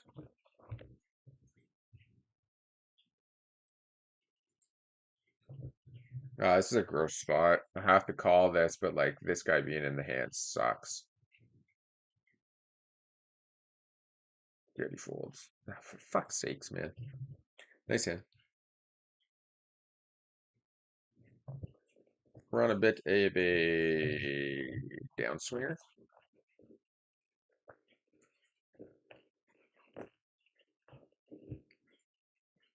All right, we're gonna try to stack this guy for this third time in a row. We'll see how it plays out. Okay. Okay. That's a very good start for us. We raise two callers, flop top set, dry board. Two calls versus the flop lead out. We call. Put a brick up there, like eight of clubs. 10 is fantastic.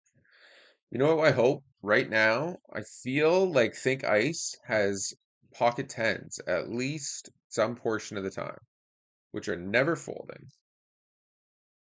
So we don't have to worry about that. But there's not much else they can have that calls. So I'm just going to go half pot actually for value. Oh my God. If he has quads, guys, we're going to freak out. Cross your fingers one time for quads. Let's go. Come on now. Do it for the stream, boys. Oh, so close. Oh, so close. I thought we had it. Cold called the ISO or the three bet or whatever the hell it was. That's so quaddy. That's pocket tens like all the time, man. Oh, I thought we had it for sure. Well, we got to clip that. Make people fucking think we made it.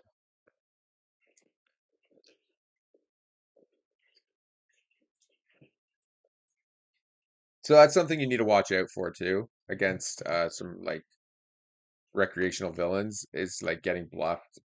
What is Charlie Corral there? He was talking about it the other day. Value bluffing, I think he called it, where they're like raising hands that can never get called by worse, but and only get called by better, but they think they have the best hand, so it's like, quote unquote value bluffing. Man, I thought for sure we had that. I was so stoked. I haven't hit a bad beat jackpot. I just talked about it earlier on the stream. Thought we had that lock and key.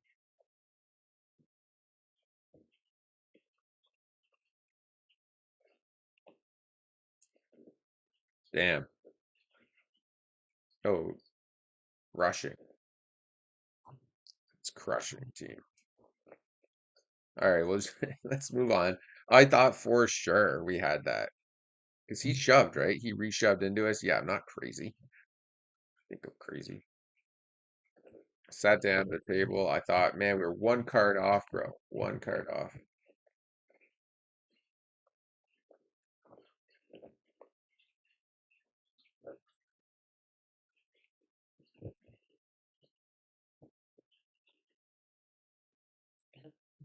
Okay, up here we pick up pocket aces. I'm gonna check to him, and I'm gonna check shove. He bets, and we are 100% all in. He limp called. We check shoved. We're up against Diamantes. So fading 9 outs, running it one time. Ace is great. Kills an out. Kills an out. Actually kills 2 out. No ace of diamonds now. No four diamonds. So he's down to 7 outs. Great spot for us. Hold one time. No blue. That's Look at that. Another boat. If you ever wanted to learn how to play poker and win, the key is to just make a boat all the time. Man, I can't believe that wasn't the fucking bad beat jackpot. I thought we had that for sure, bro.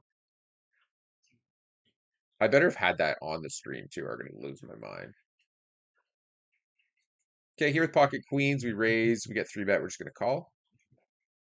Pretty good flop for us. Villain should have some king jack, some ace jack, some jack 10, some pocket tens. Oh, here's the hand. It is on the stream, so we'll see how everybody goes. He goes small. I know he's only worried about it's like a jack 9-4 is relatively disconnected, but the jack and the 9 actually connect quite strongly. But yeah, we just call. We block queen 10. I'm just gonna check call again.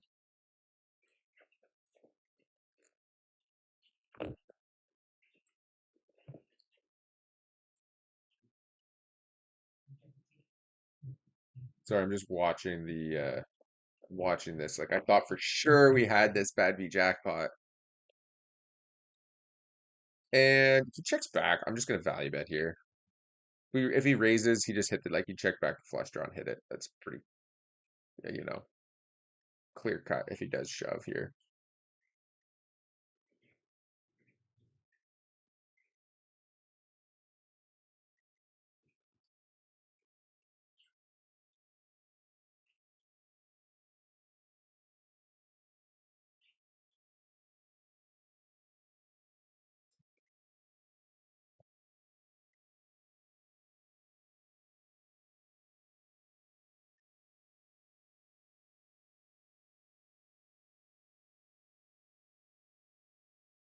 Man, I thought we had that for sure.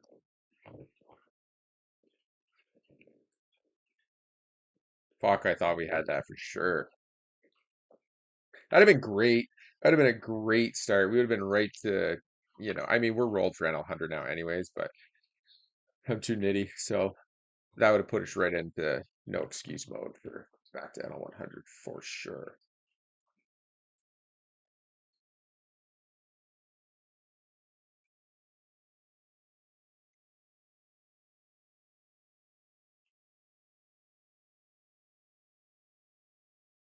Okay.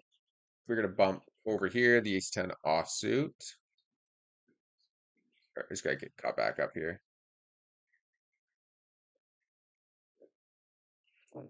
Man, why is Twitch so dead? I don't understand. There must be too many big streamers and playing poker right now. People are just watching. Okay, so we have a hand brewing again down here on this table. We just thought we had the bad beat jackpot on. So jump down there. We have queen 10. We squeezed pre-flop. We got two callers, so we're just going to continue blasting. Is what we're going to do. We take this line all the time with our bluffs and our value. So again, this is just one of those spots where we're going to bet big and we're going to jam. Bobby East has kings, he has aces, he has ace queen, pocket tens, pocket queens. We block. Sixes are less likely given the squeeze. For Bobby's, Smith could have them. He called pre, called post. Like, if he shoved there, it's kind of gross. We obviously call.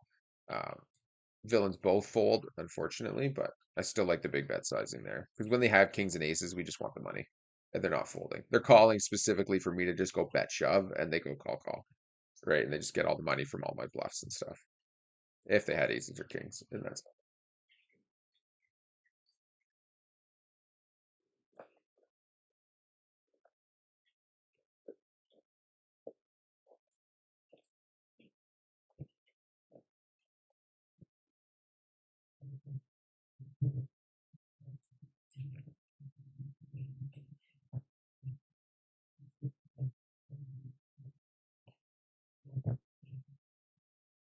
it's a little more. How would you call that? It's less good, less good. We'll go with less good. It's not as good, obviously. When this guy cold calls, it's just gross. Again, it's that fucking range when they just cold call you of like pocket tens and pocket jacks. Um, Such a vast majority of the time. I'm just gonna see what he does when I go with some awkward sizing.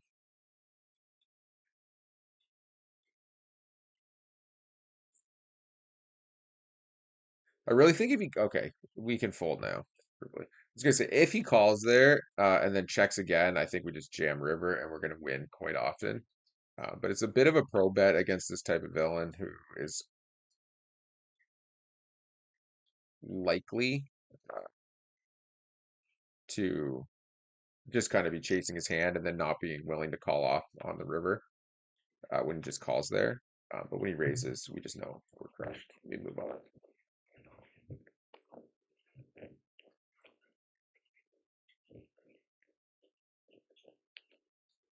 Okay, down here, it's rows opened. We called it at the big blind. They check back this flop. They know that we overbet a ton. So I'm going to do it here again because one, she will check back value here with the intention of me overbetting and then float me with bluffs even.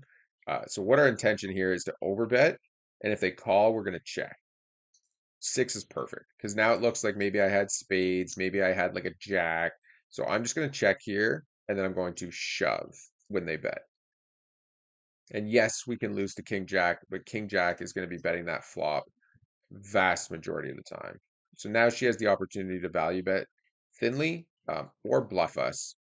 Um, and we'll see how that plays out. Yeah, it's going to be a tank blast from this villain.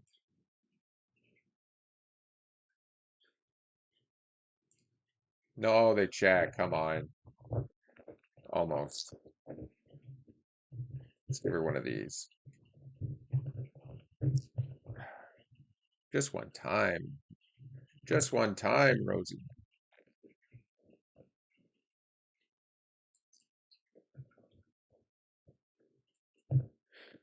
Okay, well, we tried our best. We almost got her to bluff. Maybe next time.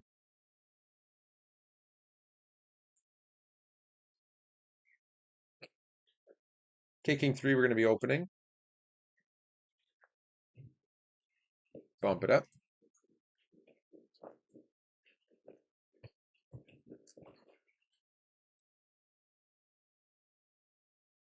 Okay.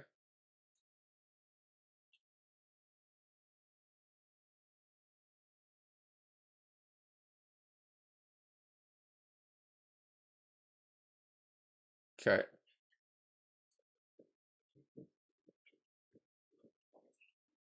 What happened here? Bet flop, check back there, and get rid of value bet river. Down here, we're going for a little bit of thin value on the ace 10 here once they check back turn.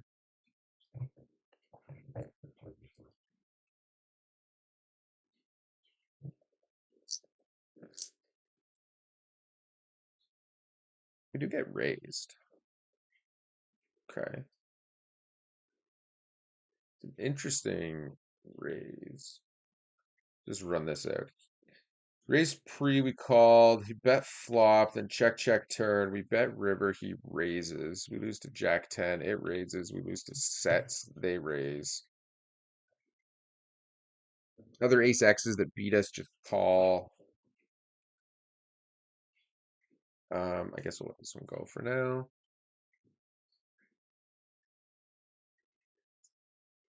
It's another thing too, like obviously, if you're never getting raised, you're just not value betting enough. That's kind of the reality to it.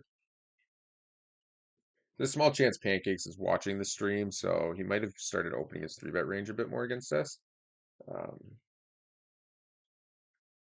which we'll just take note of. If he continues to do that, then we can start attacking him. And it's as much as it plays to their advantage some portion of the time to start like 3-betting more, like if they are watching the stream or something. They're just not experienced in 3-bet pots like at all. So once you adjust to that, you can 4-bet them and start calling them a whole bunch, and they'll just like shrivel up, flop. Okay, we have 3-betting the ace jack offsuit. Henny quickly folds, and Skerplunk also folds.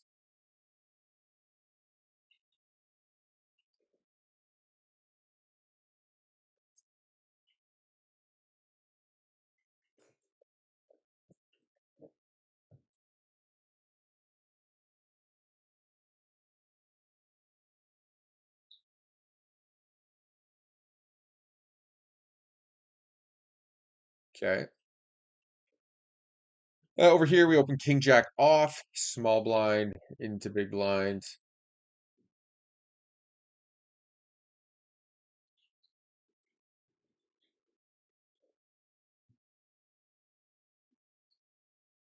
Okay, and we're just gonna barrel. So what is it? I swear this Lix is opening every time I see him, but he just is the nittiest stats ever. It's very confusing. We are gonna double barrel on the queen.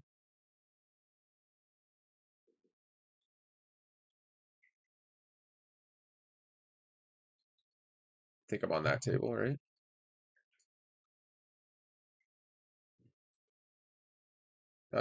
Uncle Ro raises us. That's fine. He can have it this time. Okay. Because we decided to give that one to him because we plan to take all of his money right here on this one. So what happened here? We 3-bet. Okay. Let's just run these hands quick. We're gonna barrel here and we're gonna call here. So it went, we raised and it went call, raise, call, 3-bet, call, fold. We decided to call because we expected both of these villains to one, never 4-bet ever. And two, I'm just gonna bet small here. That I thought they'd actually come along quite often, and we'd have a whole bunch of implied odds and pot odds to actually have made the call. Probably win more when they do fold though. Like win more pots, but potentially win smaller pots. If that makes sense. Okay, and up here we pick up pocket aces, raise, we get called, and we're gonna bet.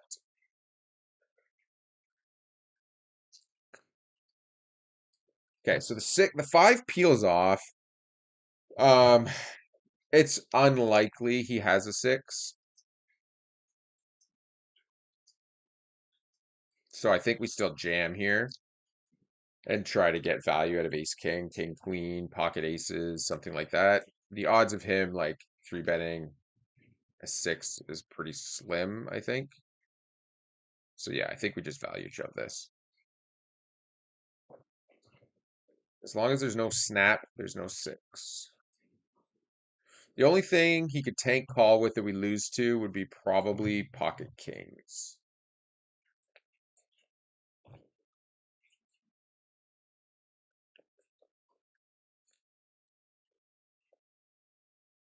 Down here, we check back ace 10 suited, try to lure ante because he likes to barrel into it. He does not. We bet small, try to peel some value out of him. He does not bite, and he folds. Back up to here with the threes.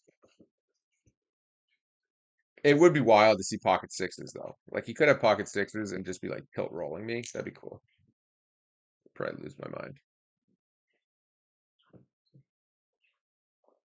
He does end up folding. I mean, he obviously had at least a king in that spot. Excuse me.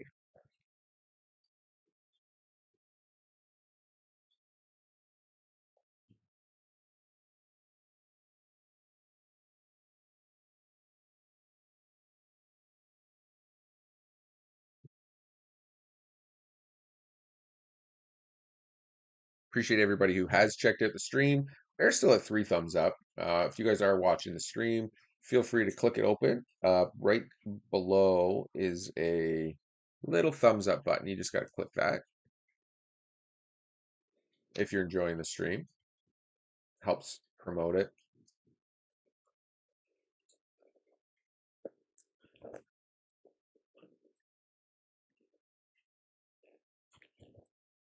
Okay.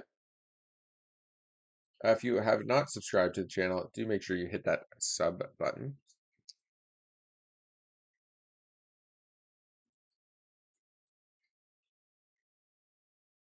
Okay.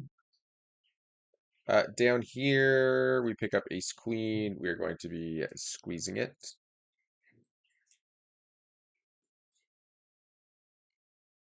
Both the ones fold. We take it down.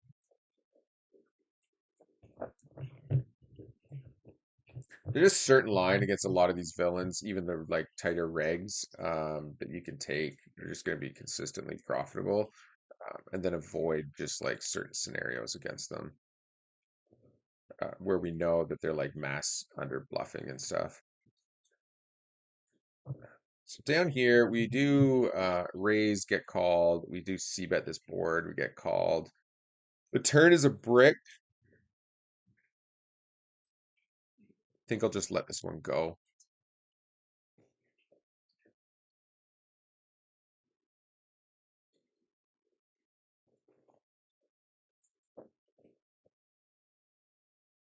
I'm gonna raise this. Um, we're just basically like repping that we hit a 5 and then went to check down and then continued on with the hand. Uh,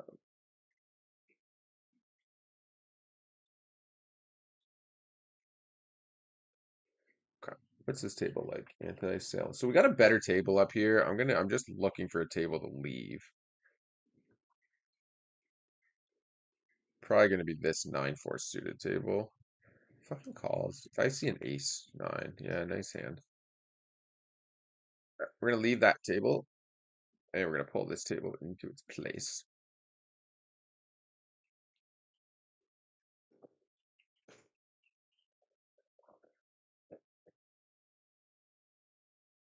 Its Rose is definitely one of the better villains, I would say. 3 bets more, barrels more, willing to make calls more, obviously willing to hand read like in that spot there. No, like they obviously know we're just repping a 5. Um, a lot of villains will just fold anyways because they don't want to make a call.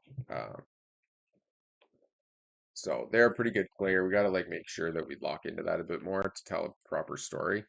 But I don't think either of us, maybe they're ahead a little bit. I'm not sure. I don't think either of us is winning versus the other one. I think it's just kind of over time. It's been sort of break even for the most part, which is okay.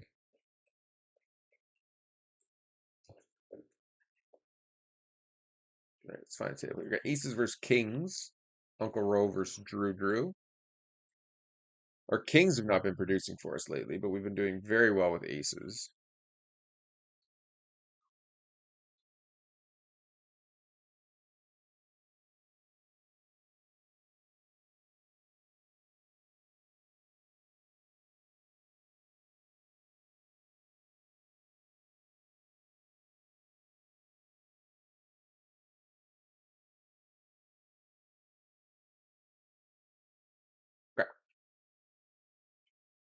Okay, we're gonna defend the 4-3 suited. We do three bet that quite often as well.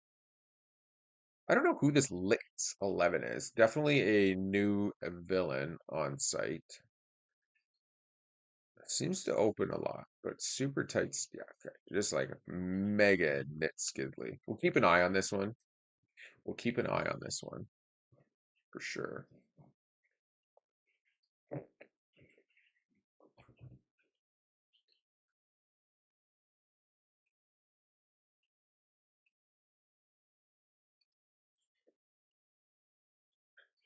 Okay, we're gonna bump the ace-5 offsuit.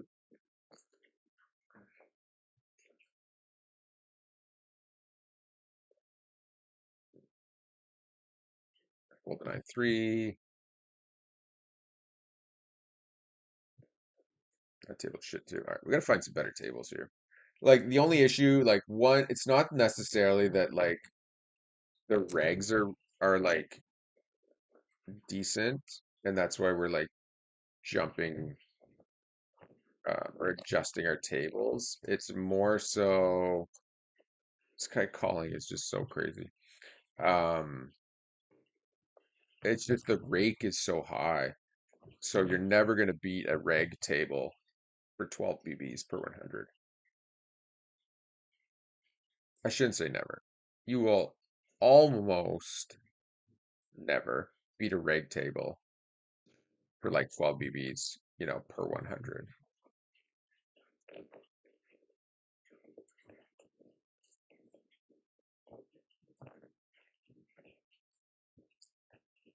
And we're gonna double. Okay, hold on. We are gonna be double barreling here. We check back at 10x all the time, so we're gonna check back, and then we're gonna go bet bet.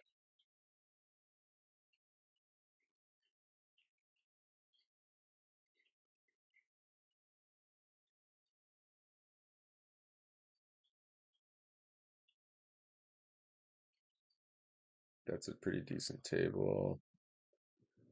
Depending where we get in, that could be a decent table. Fold, fold, fold, fold, fold. Oh my God, do you ever fold a hand? All right, we're gonna leave this table, drag this table in. We got to be cautious against Rose because she knows we like to bet. So if we fall into that trap of blasting too much, we could run into those sort of spots. Just look at the like. It's a little bit like the higher you get playing the reg tables. Um, how do I put that? Isn't as bad necessarily. It's still like it is bad, but it's the regs at NL50, NL100, NL200 in this pool are not much different. So as the rate goes down, things work out better. But when the rate's so high, you need to make some adjustments as we go. Try to be a little bit more on point with our tables. Excuse me, table selection.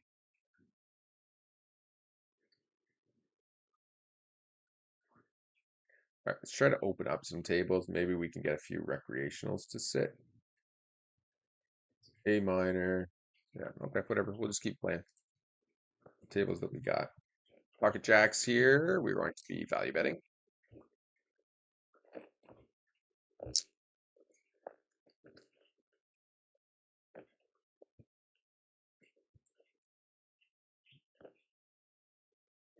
Right, this table's not too bad.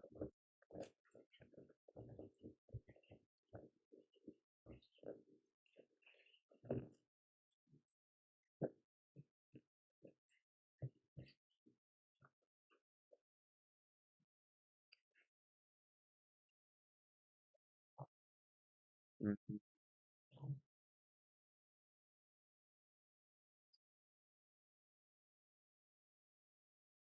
Okay. That table's not bad. This table is kind of terrible. So let's get rid of this one. Okay. It's a little bit of a readjustment there and back on track.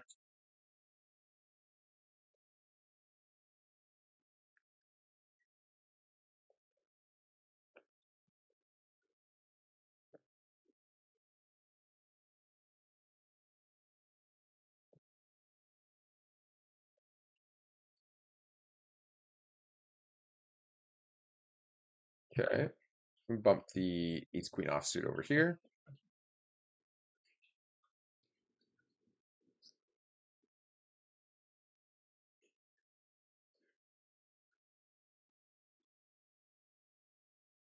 Okay.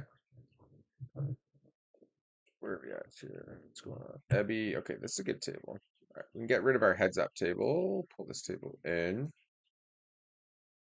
Okay. Chill out there. Fold, fold, fold, fold, fold, fold, fold, fold, fold.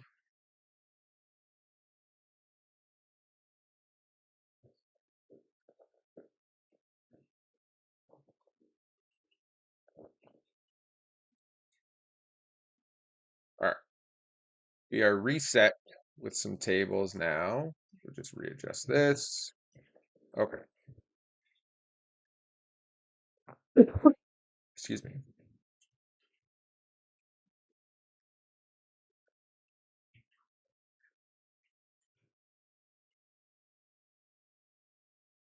All right, this table seems to be dying out as well.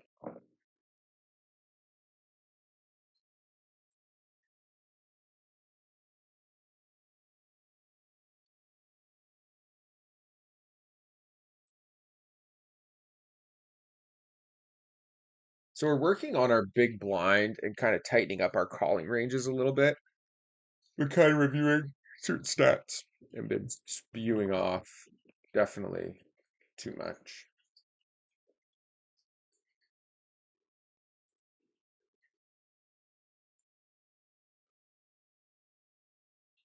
Looks like a new, we're just looking at Charlie Corral's channel here. Looks like a new bot farm has been discovered. So isn't that great? I'm going to pull that up and see what it's talking about.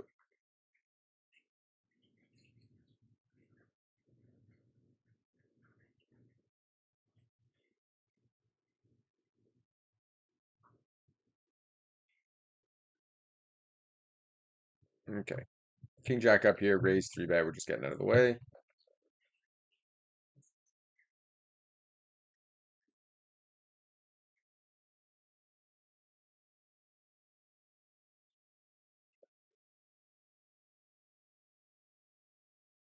Looks like it's Bovada and Ignition, which makes sense. They're like unregulated sites, right? That's why you try to avoid those. You want to play on GG, you want to play on Poker Stars. WPT Gold is realistically probably the best one between that and GG to play on. Coin Poker seems pretty good as well.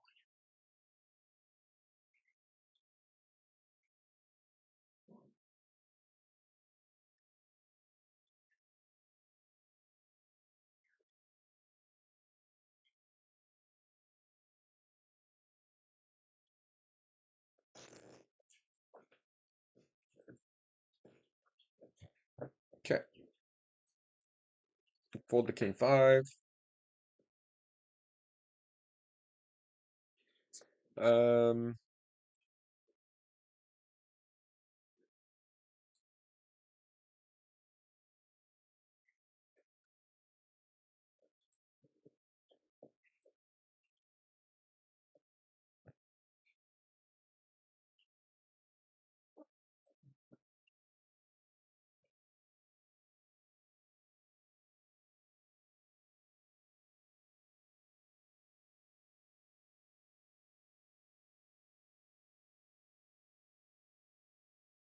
okay, gonna bump up the King Queen suited.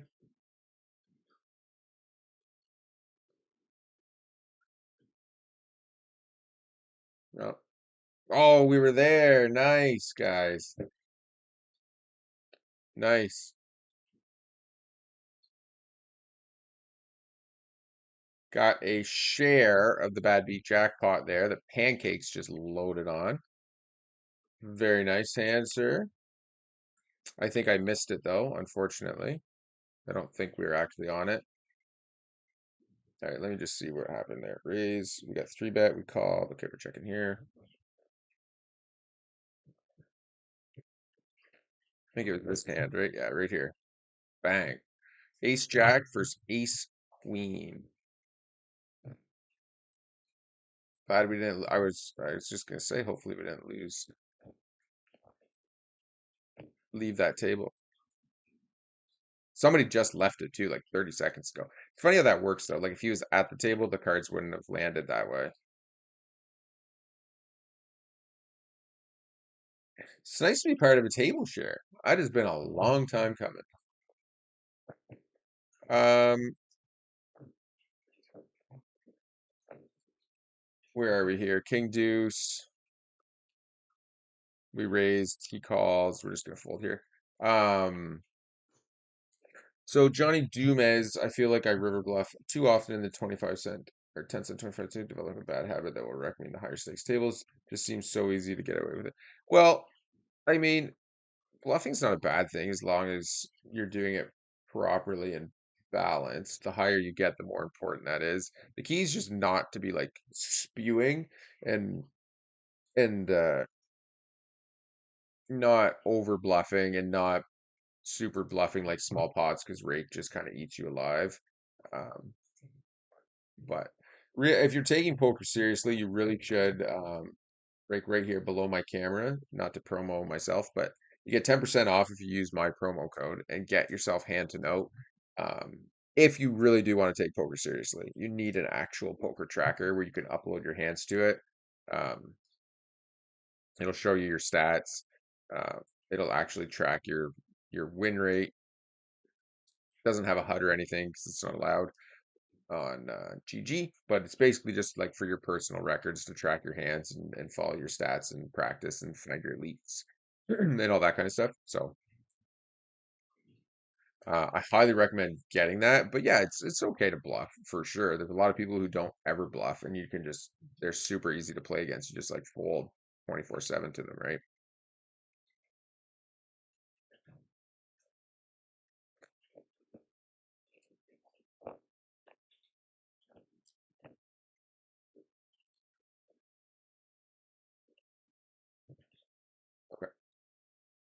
Okay, let me just readjust everything here. Okay, that's good. So yeah, so what did we win there? I haven't been part of a bad beat jackpot in forever. So let's okay, hold on. There's three bet you up here at the ace-6 suited against Mr. Uncle Row because it's just fun to do. Uh, all right, we're just gonna check it up here. We raised pre, we barreled the flop, we barreled the turn. He has five deuce offsuit. Nice hand.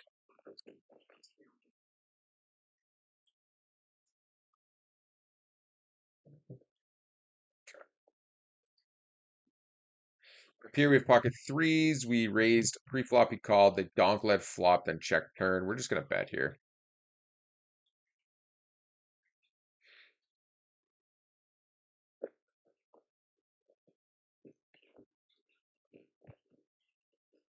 Take it down.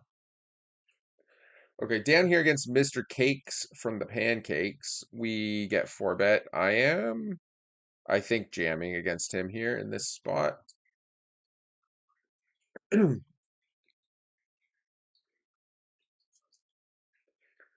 Queens, aces, kings, chop it up.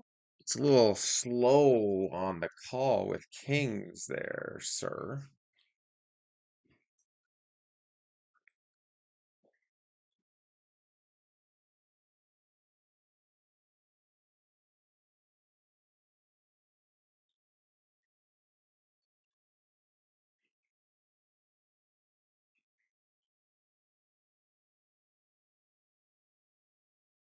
Okay, I'm getting distracted here. I'm just going to turn off Charlie Coquel there.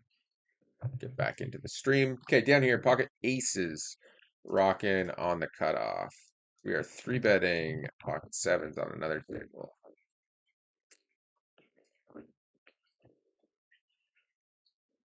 Okay, okay, it's a good flop.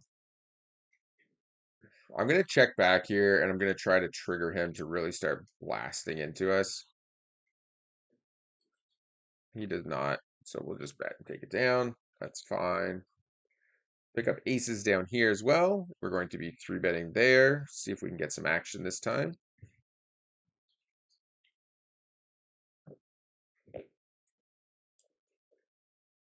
We do get a call, and we're going to barrel here.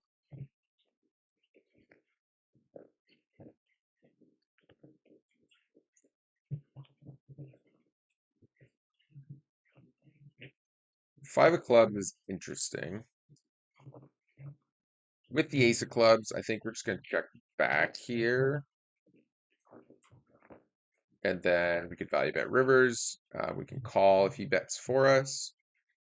And we're jamming. So basically, we check back turn. It doesn't look like we have a club draw now. The five rolls off. So now we're beating all the random, like the queen jack, the queen seven, the jack seven, stuff like that. That's kind of like a random hand. Um, so that's good. And I just want to jam because I just think I have the best hand. And we're trying to get him to call like king queen, queen jack, ace queen, jack X, because we're not really going to be shoving too often, I'm sure, in his mind with those hands.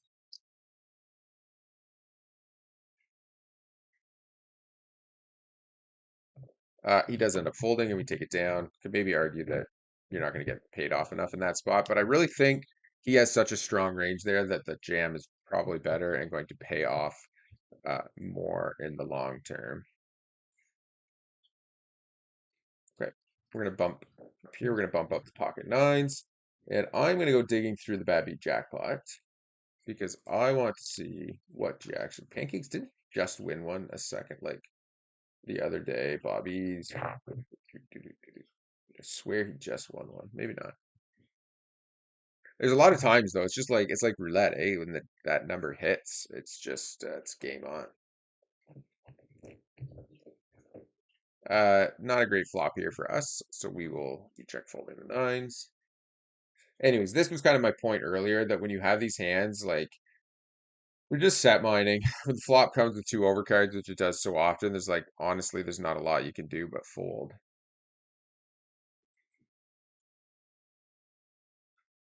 But that was a nice little bump. So we won. If you pull up here, you'll see us just chilling here at the bad beat jackpot table with queen four.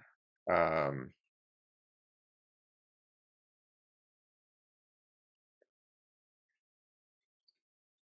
and well, here, let me just pull this up here over here. So yeah, they won 32 and 1,000, and then me and this other Licks guy got 260 each.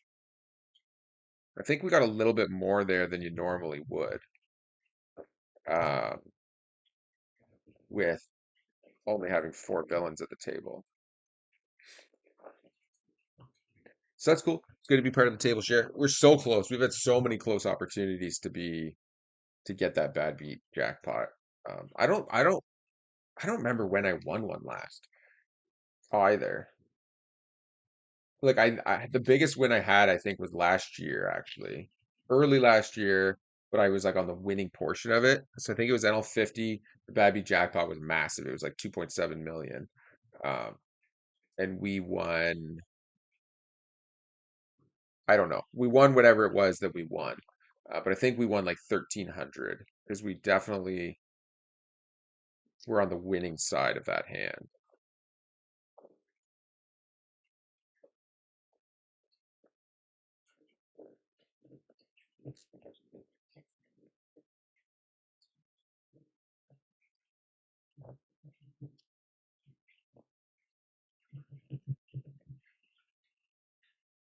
The 5K cash games were up and running on the pool this morning, so they were popping off pretty crazy. A lot of guys in the Discord were losing it. It was like three or four fish on two different tables or something like that at NL5K.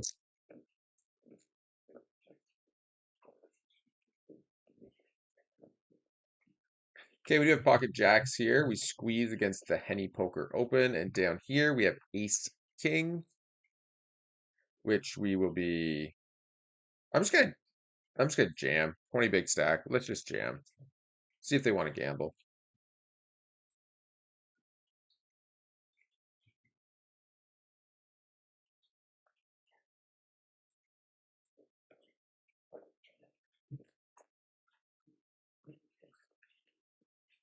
Okay.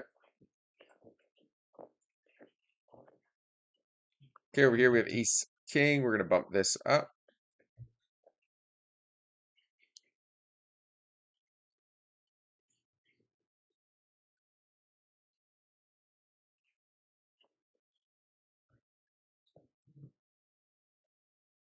Okay.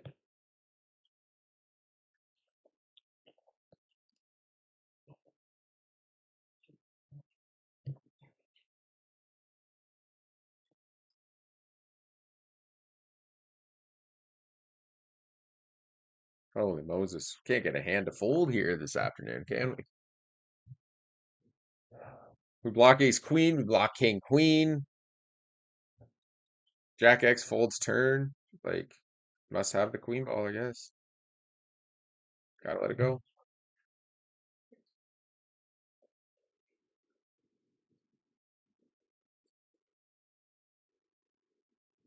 Has a beautiful hand to win, though. Okay, here we pick up pocket kings. See if we get some action. Okay, we do get called. 61 big stack leads into us. We're just going to go ahead and call here. Beautiful turn card. They bet really small again. I think we're just going to bump for value now.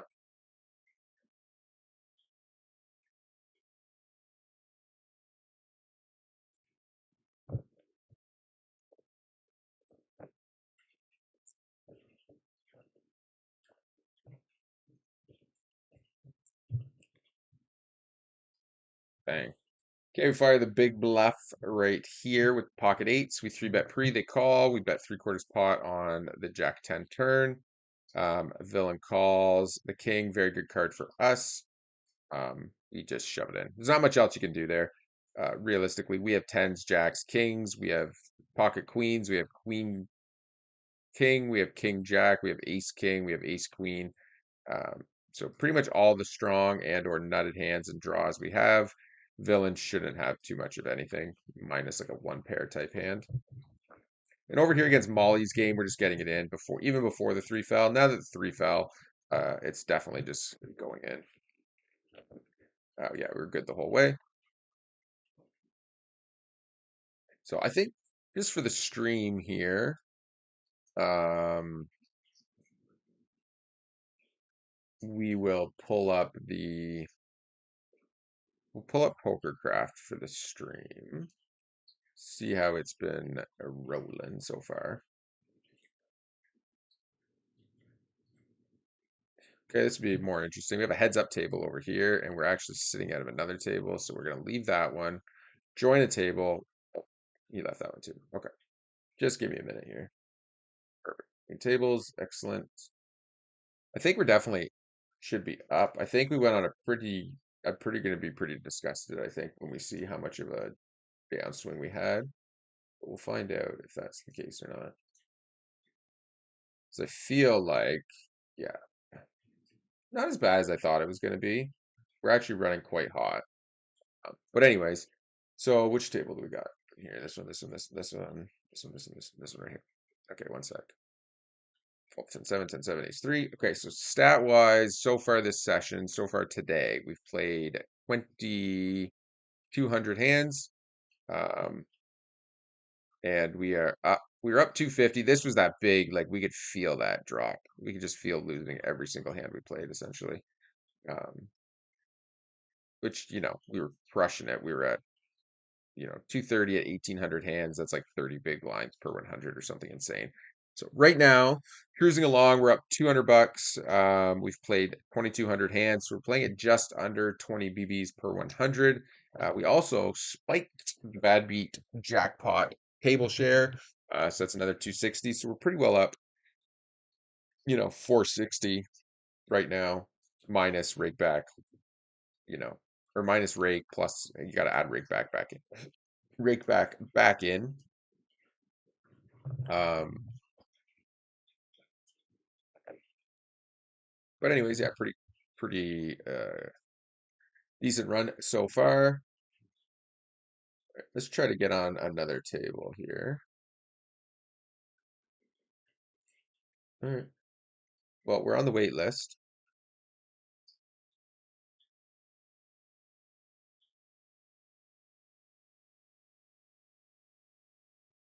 All right, pocket fives up here. We can squeeze, we can call. We'll just call this time.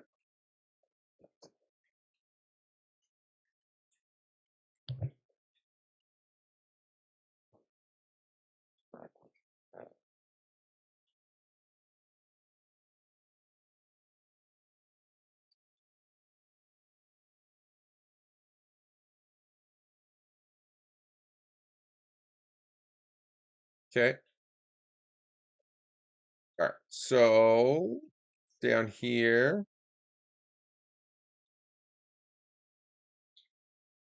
pick up pocket nine, small blind. We raise, they fold.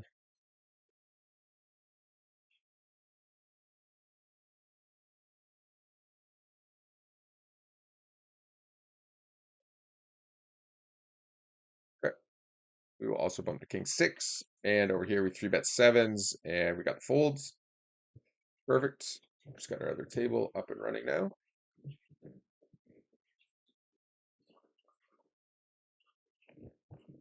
Okay, we have aces again. I feel like we're going to get some action this time. I think we're going to get it in versus jacks, and I think we're going to lose.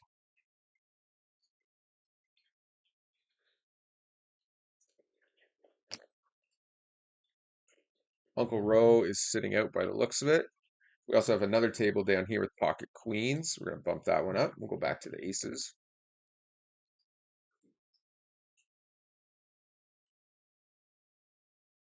Okay. Beautiful spot here. We don't need to go too big against Skerplunk. We know if he has something, the money will go in. Pre-flop or post-flop, the money will get in there from this villain. He leads into us. We're doing nothing but calling, of course. Five is a beautiful card to see. Again, doing nothing but calling. Diamonds come, so be it. We will call again. All in. Thank you, sir. Clean and clear. You get the villain like that, just let him blast. You know, sometimes you're going to get binked on. It's just part of the game. Over here, limped pot. We're just going to try to squeeze a little bit out of him. He does call. He must have had a club in his hand. And we're going to bet again. And we will just win via him calling. Okay. Unexpected with the five. A little bit of a crazy call down there, but that's fine. And we did end up, unfortunately, this guy has left the table, got stacked, off he went. Again, like as you can see, like even if you watch this whole stream, you're basically battling the regs for who's going to get the fish first, and to make sure you're not losing to the regs, and then getting some fish at your table and collecting all the money from them. Certain regs you can beat up on. I think Uncle Roe, I've actually won more money off of than anybody else on the site. I think if I go back and track all the hands that we've played together. That was a long time ago, though. Like I won a ton of money off of him, and he has since significantly adjusted his game. Uh, I'd like to be sitting here, but I'm not allowed to table jump, so we're not going to do that. I'm just going to leave one of these tables. Which one, though? Not this one. Not leaving this one. Skerplunk is back. Can't leave that table, ever. So down here, Skerplunk, he was the guy we just stacked up on this table. I think we're just going to leave this one. It's just a super nitty table. Get out before our small blind hits. Okay, we'll jump into this table. So it took us about an hour and a half, but eventually we got his chips, which is perfectly fine. That was like 70 big blinds we won off of him um, in about an hour and a half. So that would work out to about 150 hands um, that we played at that table with him. So, oh, missed a raise on that last hand. Holding up here.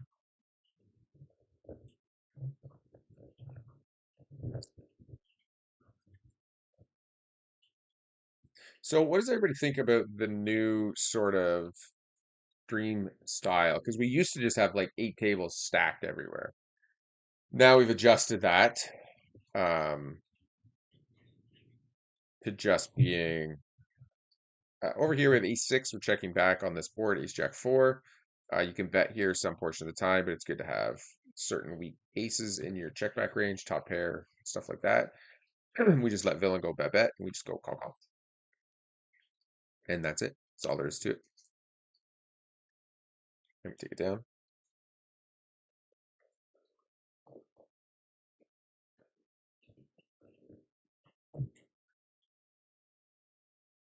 Pancakes bombs it.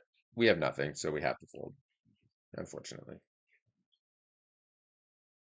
We would have had nothing on the turn, and we would have also had nothing on the river. And we're going to be ISOing the ace nine suited.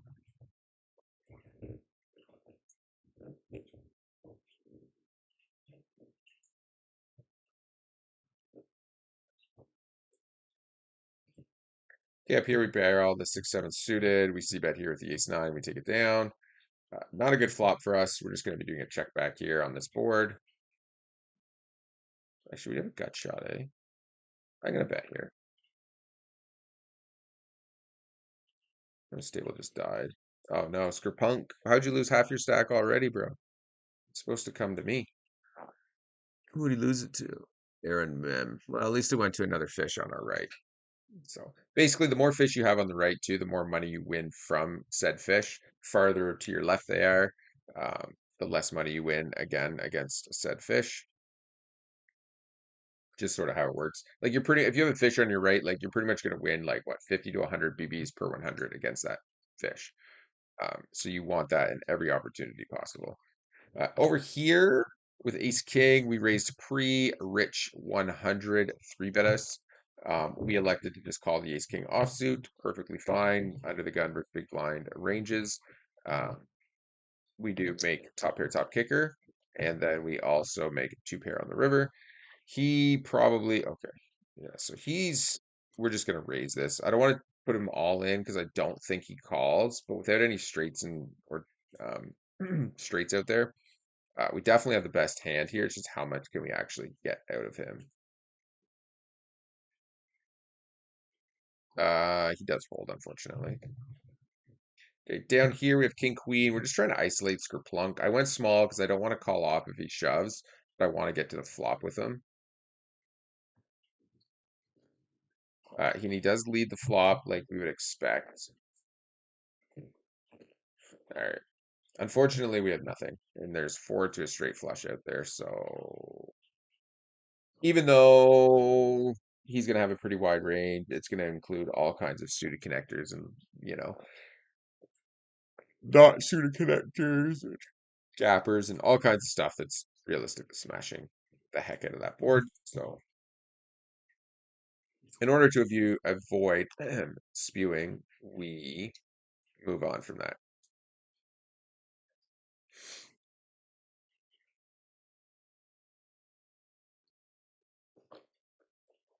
Okay.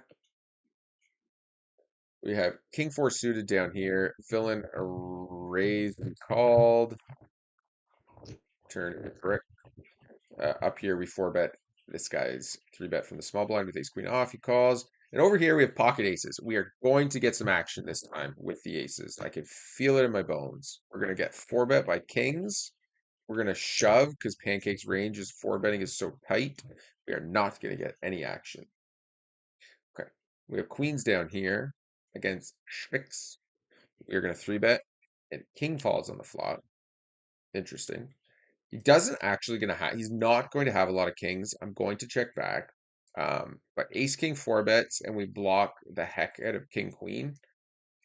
So we're going to be significantly more willing to just let him kind of bluff and call down here. Ace is not as great. We have tons of aces, stronger aces than him. The issue is we don't have makes it way more likely that he has one, or he has a set of fives or eights or sevens, or he has ace eight suited, ace five suited, ace seven suited. Villains, again, do not continue bluffing enough. They will stab, but they very rarely double barrel, especially in a 3-bet pot, especially when there's a king and an ace out there. So it's likely this is a value bet. Um, and we just don't beat any value. So we are going to fold that. Uh, You can also argue that maybe we should just be c-betting small against this type of villain just to kind of make our hand play a little bit easier. Whereas like against regs who will go bet like bet turn bet river, the point of checking back the queens there is that if we bet, we're not going to get called by a whole lot that we beat, but by checking, they now can bet turn and river, and we kind of have a pretty strong hand to just call down with. But against recreationals, they're not going to be bluffing; they're just going to be doing that when we have relatively nutted hand.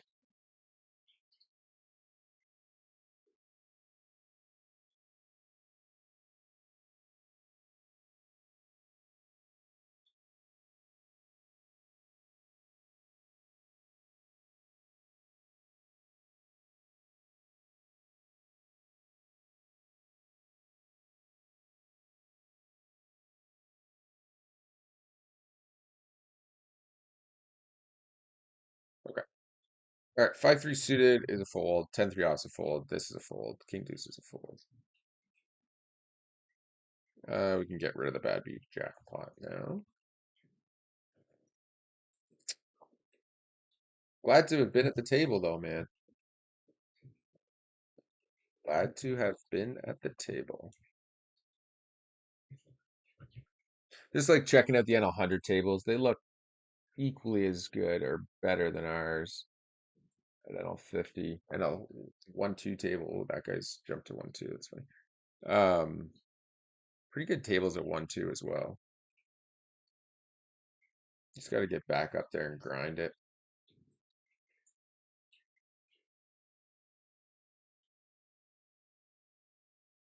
Hmm. All right.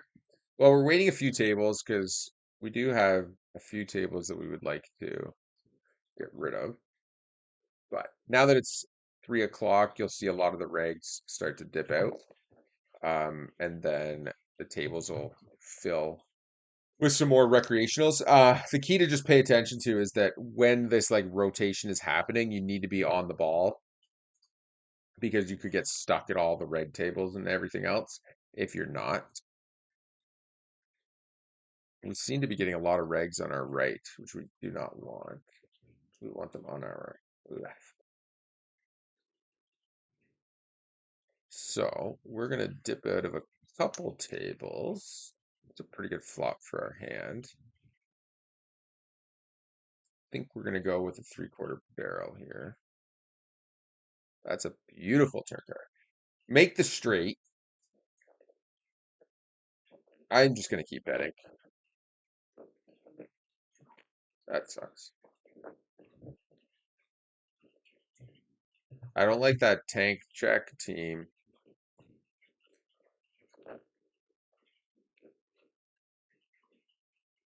Are we too nitty?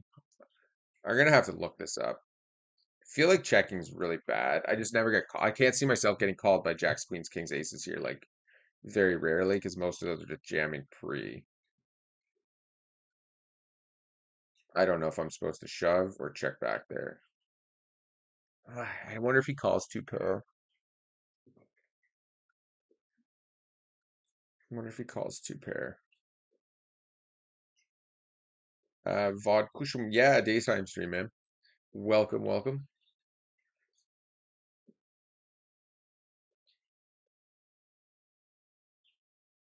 Yeah, it's been a while. So welcome back. Welcome to the stream. We're gonna be taking a quick break here in a few minutes, but we're just gonna keep grinding for now. Been on for 2.5 hours or so.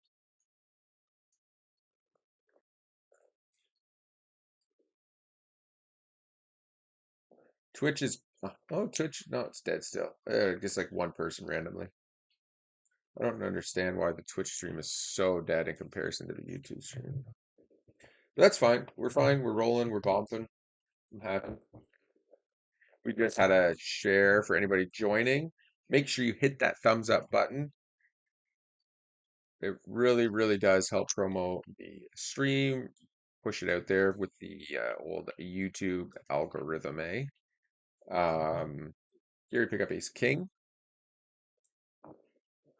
So we got ding ding over here. Limp calls flop. Could probably get away with just going like small bet, small bet. Oh, that's a beautiful turn card. That's a beautiful river card. We just win so often now that we can just check and we don't have to put any more money into the pot. We were winning no matter what, anyways.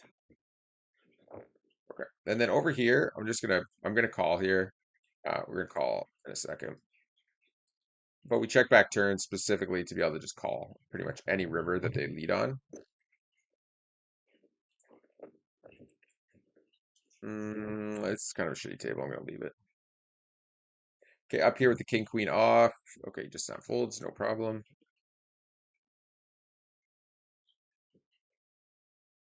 Okay, and the 6-5 would fold over here. Okay, here we go. We got aces. We're gonna win a stack here with these aces. For those of you guys who are just joining, we've had aces like 17 times in the last hour, and I don't think I've won a stack with the last like 7 times I've had them. So this is going to be the time. It is not the time we get walked with aces. Do I do something?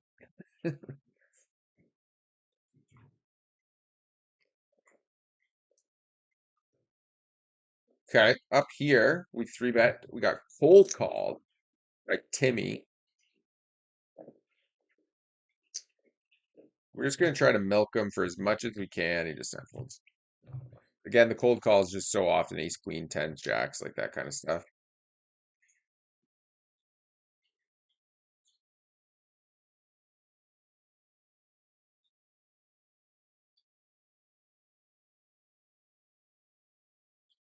Okay. We got three bet like really small down here with ace queen. We opened shovel spades called in the cutoff. For those of you guys watching, never ever ever ever ever ever ever call in the cutoff, the middle position, the button, small blind. I do it randomly, just like, but it's not good. Um, Especially on GG in a high rake environment, it's just not profitable. You're going to win way more money three betting, and probably every time you call, you may win a hand here and there, but overall, you're going to be losing at a pretty significant um, rate.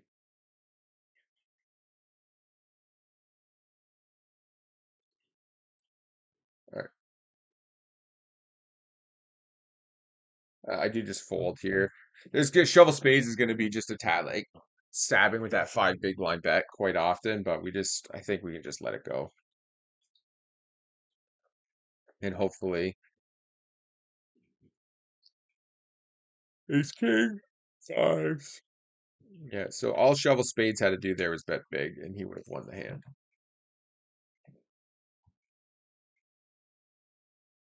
Okay. We have ace king off. We are betting.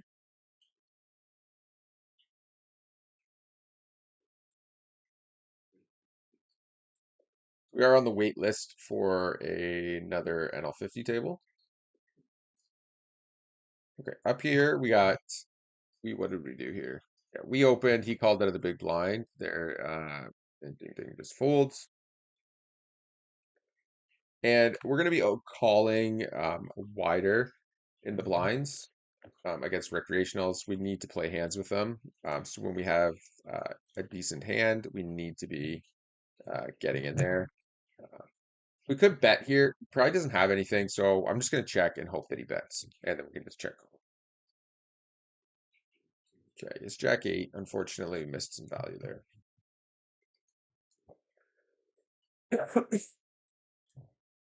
Okay, pick up Ace Jack over here.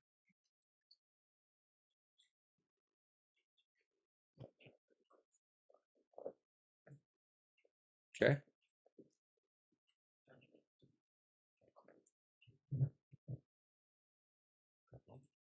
And we're gonna be taking a bet check bet line a good portion of the time here with Ace Jack. Sometimes we go bet bet. Sometimes we triple barrel, but very rarely.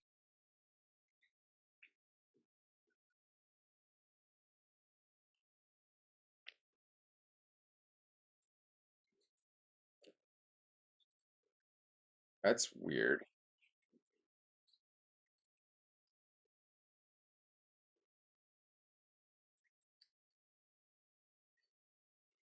So like we're beating Ace 5 and Ace 10 now. We're also losing to King Queen.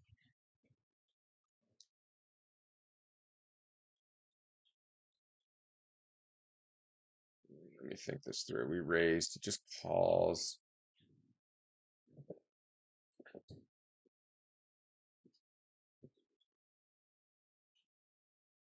Obviously, we're not folding.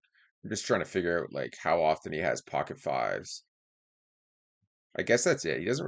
Okay, that's great. He doesn't have pocket. I was just gonna say I'm overthinking it here because he doesn't have pocket tens. He doesn't have pocket five or pocket tens very often because they three bet.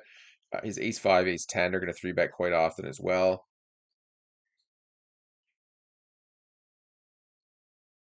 We're just waiting for him to shove so we can snap it. Do we lose to anything? We lose to pocket aces, right? That's it.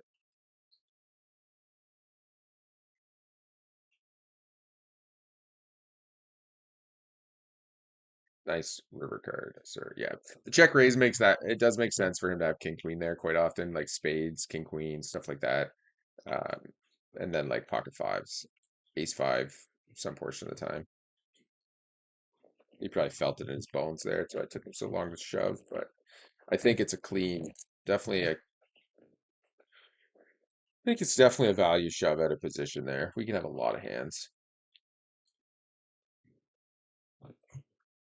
Okay, so we stack a villain there. We pick up deuces. We raise. Drew is beating the shit out of us in 3-bet pots right now. We just kind of haven't been hitting much against him. Potentially overfolding as well. Here we open King Jack off. I'm just jamming into villains. On these like 10 big blind stacks and stuff, I like to personally, I like to jam, like I'll jam an 8, a jack, a queen here, just because these villains are going to call so wide and so random.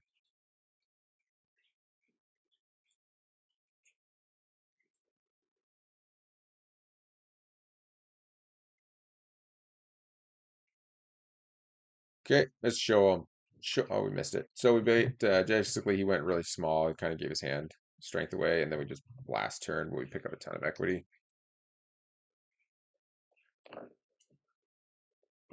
Sometimes I guess I should say I shouldn't say you should like theoretically never be calling because like I am going to say that you should never be calling, but there are times where certain villains you can just take post flop and choke them out. Um, whereas if you're get into that 3-bet 4-bet game, it becomes very very simple because we're only on 100 big blind stacks. So it's like realistically, you 3-bet and you flop top pair, the money's going in. You 3-bet, they flop top pair, and you flop top pair, and the money's going in. You have an overpair, the money's going in. If they 4-bet and you flop fucking a gut shot with a pair, the money's going in. Flop an open ender, the money's going in. It's just a very simple, do I hit XYZ? Do I bluff XYZ?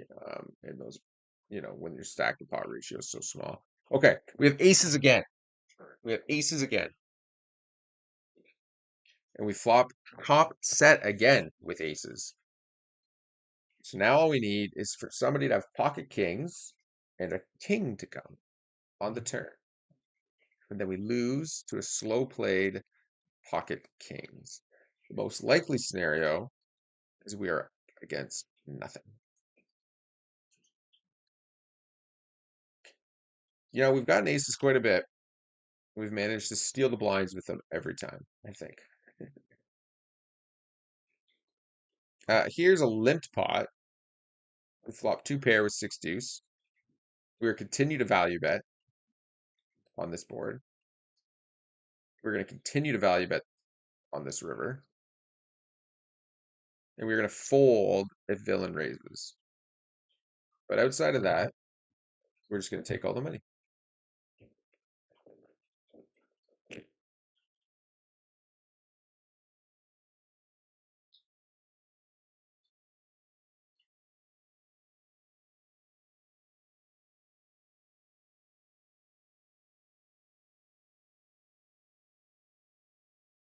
Okay.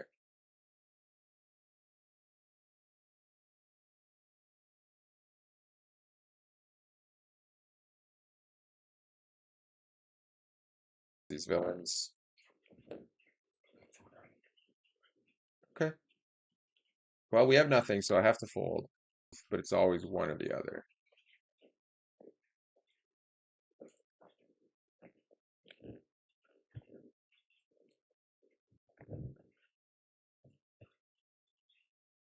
Okay, you're going to be 3-betting the ace king.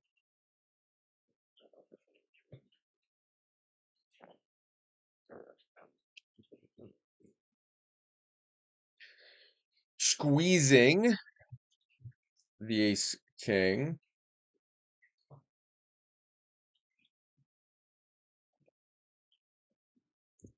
No action though.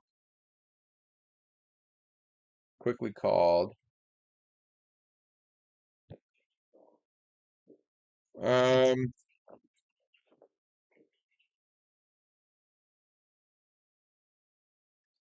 it's sort of unfortunate, isn't it?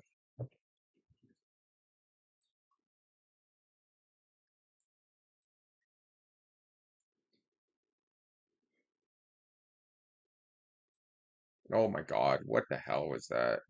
All right, we gotta throw one of these out there.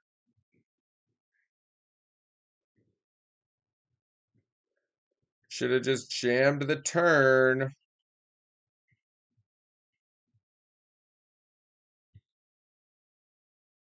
That's what you get for tiny betting. Remember we just chirped out the one guy for doing that? All we had to do was bet big and we would have won those 70 bigs. For sure.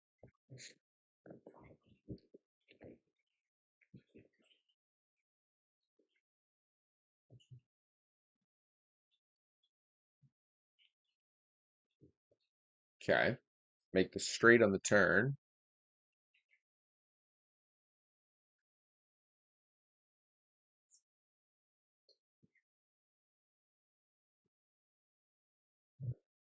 We will bet it. Any ace queen, queen 10, king queen, king 10 will call because they can, one, be the best hand, two, they can improve on the river.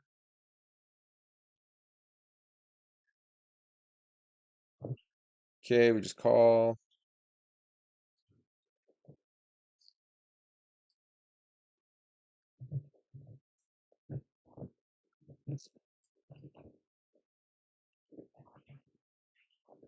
I'm gonna bitch out here and check.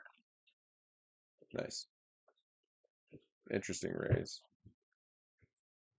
My initial thought was I might jam here just to push him off a jack now that the diamond came and he checked. But we kind of decided that um, we'll just let that one go.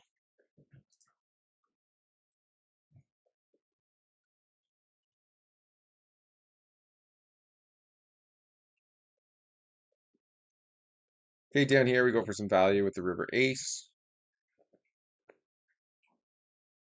All right, I'm gonna call this one.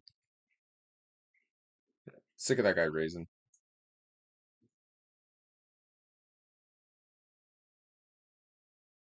It's good. Peel that one off.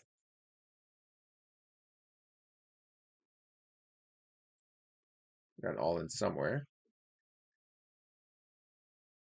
Oh, up here at the top left. Queens versus 10-9 for 12 bigs. Queens do indeed take it.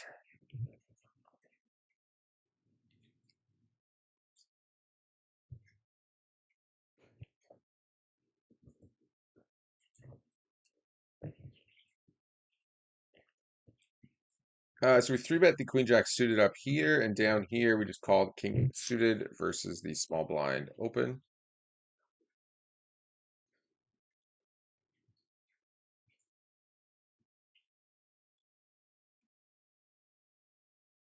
Man, these three bets are not working out right now. A lot of calls are happening. Getting a little bit frustrating.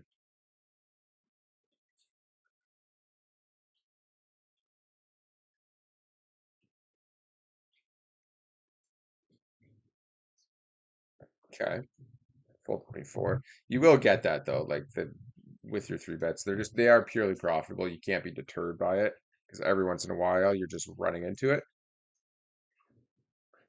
So you will get those scenarios where you feel like you're getting punked or owned or whatever, but generally speaking, it's not the case.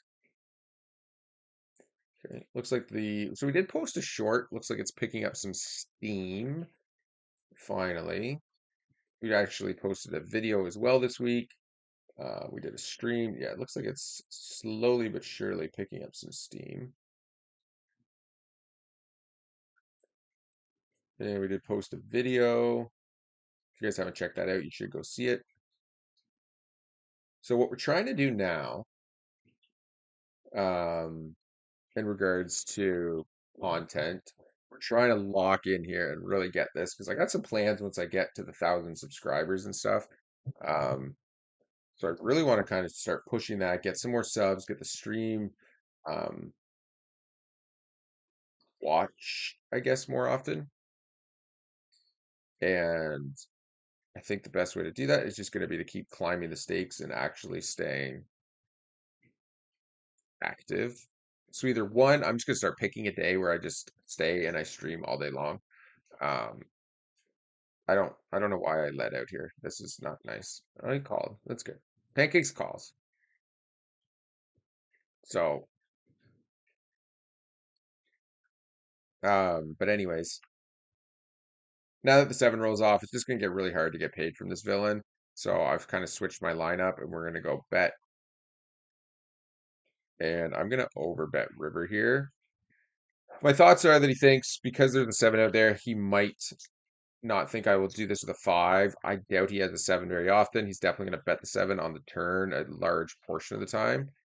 So I want to overbet here and try to get him to call aces or kings. He does end up letting it go.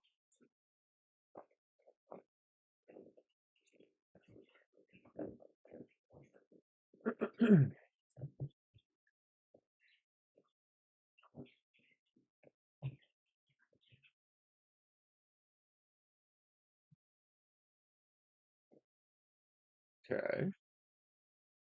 But yeah, we're gonna, so anyways, that video basically was just like an update, um, highlights, I guess, from the stream, and then the bankroll counter at the end of the week. So I'm gonna try to get back to doing that. I'm gonna make that video. It was a pretty clean video. It seems to be doing pretty well. It went very smoothly. It was a quick edit, so I'm gonna try to do that every week, and just basically pull some hands off the streams, cut it up into a video, post the bankroll like update at the end of it. Make an 8, 9, 10 minute video out of it, and hopefully do a couple shorts throughout the week, and just kind of keep sort of driving, volume to the channel, and we'll just keep collecting subs as we go. And eventually we get there. So made a bit of an error here. I'm not sure if I was on that hand the whole time, but basically he tiny three bet us, and then we went for a check raise. I did not pay enough attention because I was ranting and rambling, that he was short stacked, and the money was just going to end up going in when he has, yeah, exactly, a hand like that. We do have some equity. Let's just turn like the 10 of clubs for the hell of it. Um, okay, let's go. Club one time. Bang. Drop it up. Oh my God, imagine. Double club. Not today, sir. Not today. Okay, we're in a spot up here. What happened? They raised 4x. We called out of the small blind. We donk led into them and they raised us, which is interesting. We're going to call and we're going to check to them again.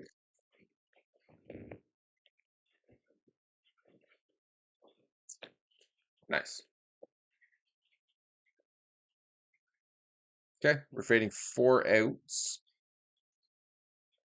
He does want to run it one time. No ace, no deuce. Oh, that was scary. That looks like an ace and a deuce. And it was diamonds, but it was a three. So we got out of that one alive, which is a beautiful thing for a stack. And we chopped up here and survived our mistake. So that was great as well.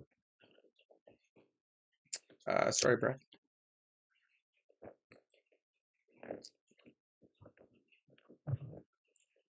Okay, so down here we see bet pre, Uncle Row check raises us. We call and then he checks turn. Interesting. I'm just going to realize equity here. Uh, I think bet and getting shoved on is a disaster. Not that I necessarily think he's going to do it too often as a bluff, but even if he's not doing it as a bluff, it's a disaster. So we're just going to check back and try to get there.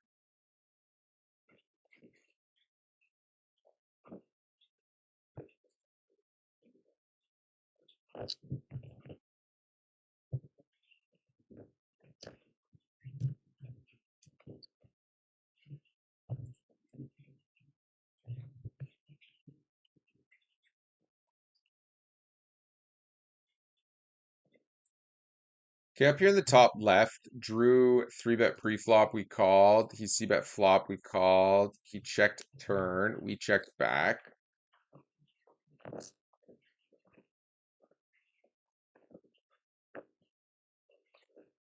Flush rolls out. Okay, and we're just gonna bet. Okay, and we'll see what he has. Okay. Okay, down here we have pocket threes.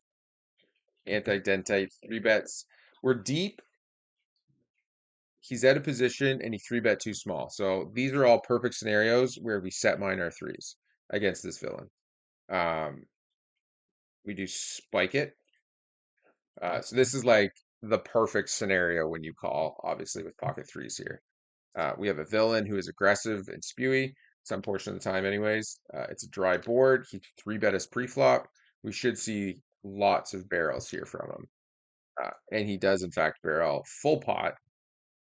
Now, just so everybody is aware, we're just calling here. We're not doing anything else. Ten of hearts puts a lot of draws on the board. Okay, well, we're just all in now when he goes half. Like, puts all that money in, there's nothing else to do. Um, oh my God, he can't fold, right? Tens? King, queen, okay, yeah, whatever. Yes, run it twice, but give me the first one. I don't want the sweat. That's good. Yeah, got it alive.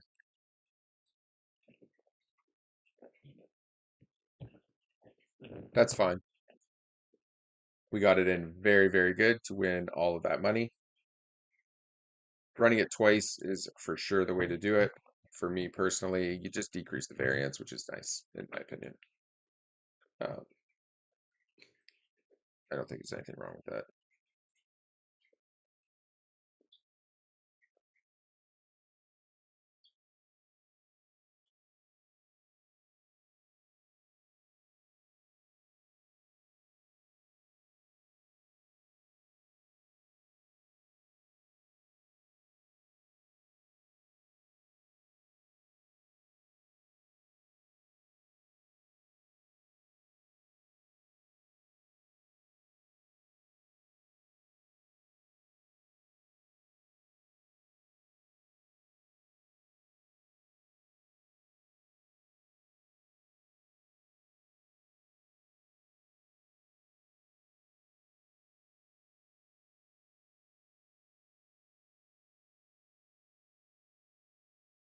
Okay, bump the 8-5 suited.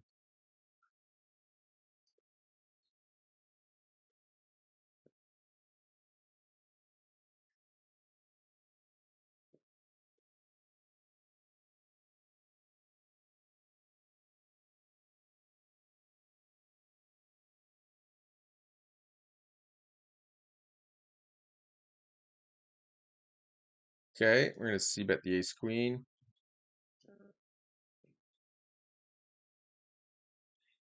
And we're gonna barrel.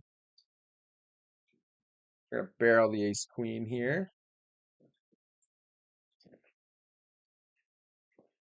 All right, there's no way this loony bin has it, is there?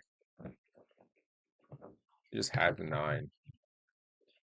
Doesn't matter now. Please shove. Nice. I mean, we were calling anyways, but like, come on, bro. That's funny.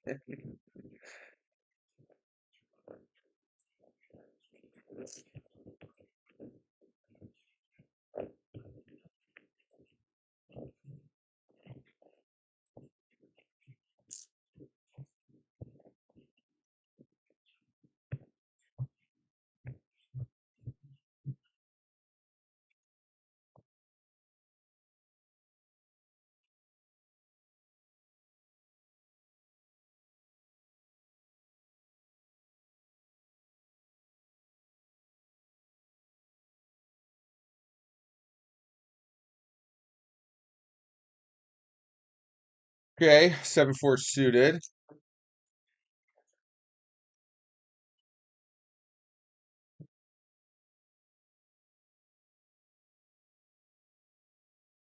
We will fold that.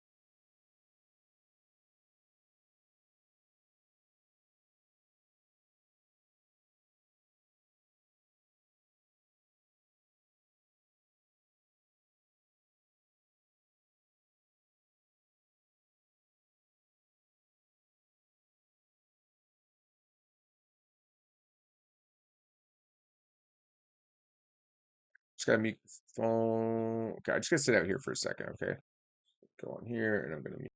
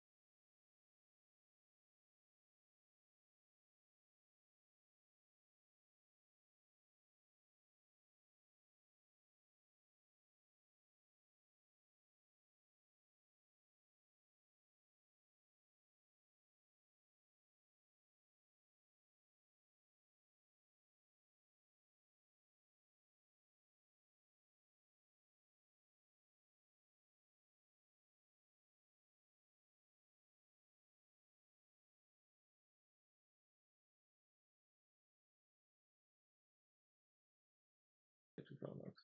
All right, team. Well, I've got to go get some stuff has come up, so I need to dip, but I will pull up the graph for the day, see where we end up, just for the hell of it. So I guess I could do that to see the hands. So we're at 2,800 hands so far today. We have basically another 1,200 I need to play.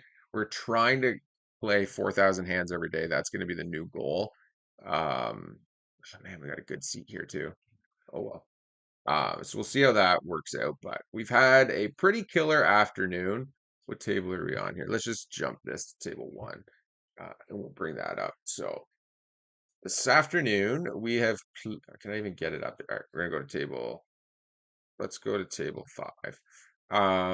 We have played, like I just said, what was it? 2,900 hands? No, 2,800 hands, and we have profited $400 in the games. So that's a pretty massive win rate. So we're happy with that. EV is a little bit lower, but EV is still above 20 bigs. Um, so we're not going to be complaining about much there. Um, and then as far as opponents go, it looks like Drew and Pancakes got the best of us for a buy-in each. Um, and then that was pretty much the end of it, which makes sense. I think we lost three or four bet pots to Rudrew. And I think I lost, well, I think I lost an all in to Pancake at one point. So, yeah, it makes sense there. Other than that, we beat the rest of the regs, and the rest of the tables. So overall, pretty happy with the results. Keep in mind, this does not also, excuse me, this does not include the bad beat jackpot that we hit. So if you take that 400 and add the 260, we're up to 660 today. Pretty good for some NL50 and 3.5 hours of play or so. So hope you guys enjoyed the stream. Make sure you subscribe. Make sure you follow over on Twitch. We're going to try to do more of these. We're going to really lock in and get those videos going once a week at least, and then some shorts. So there is a new video out. There is a new short out. Check those out if you haven't already. We'll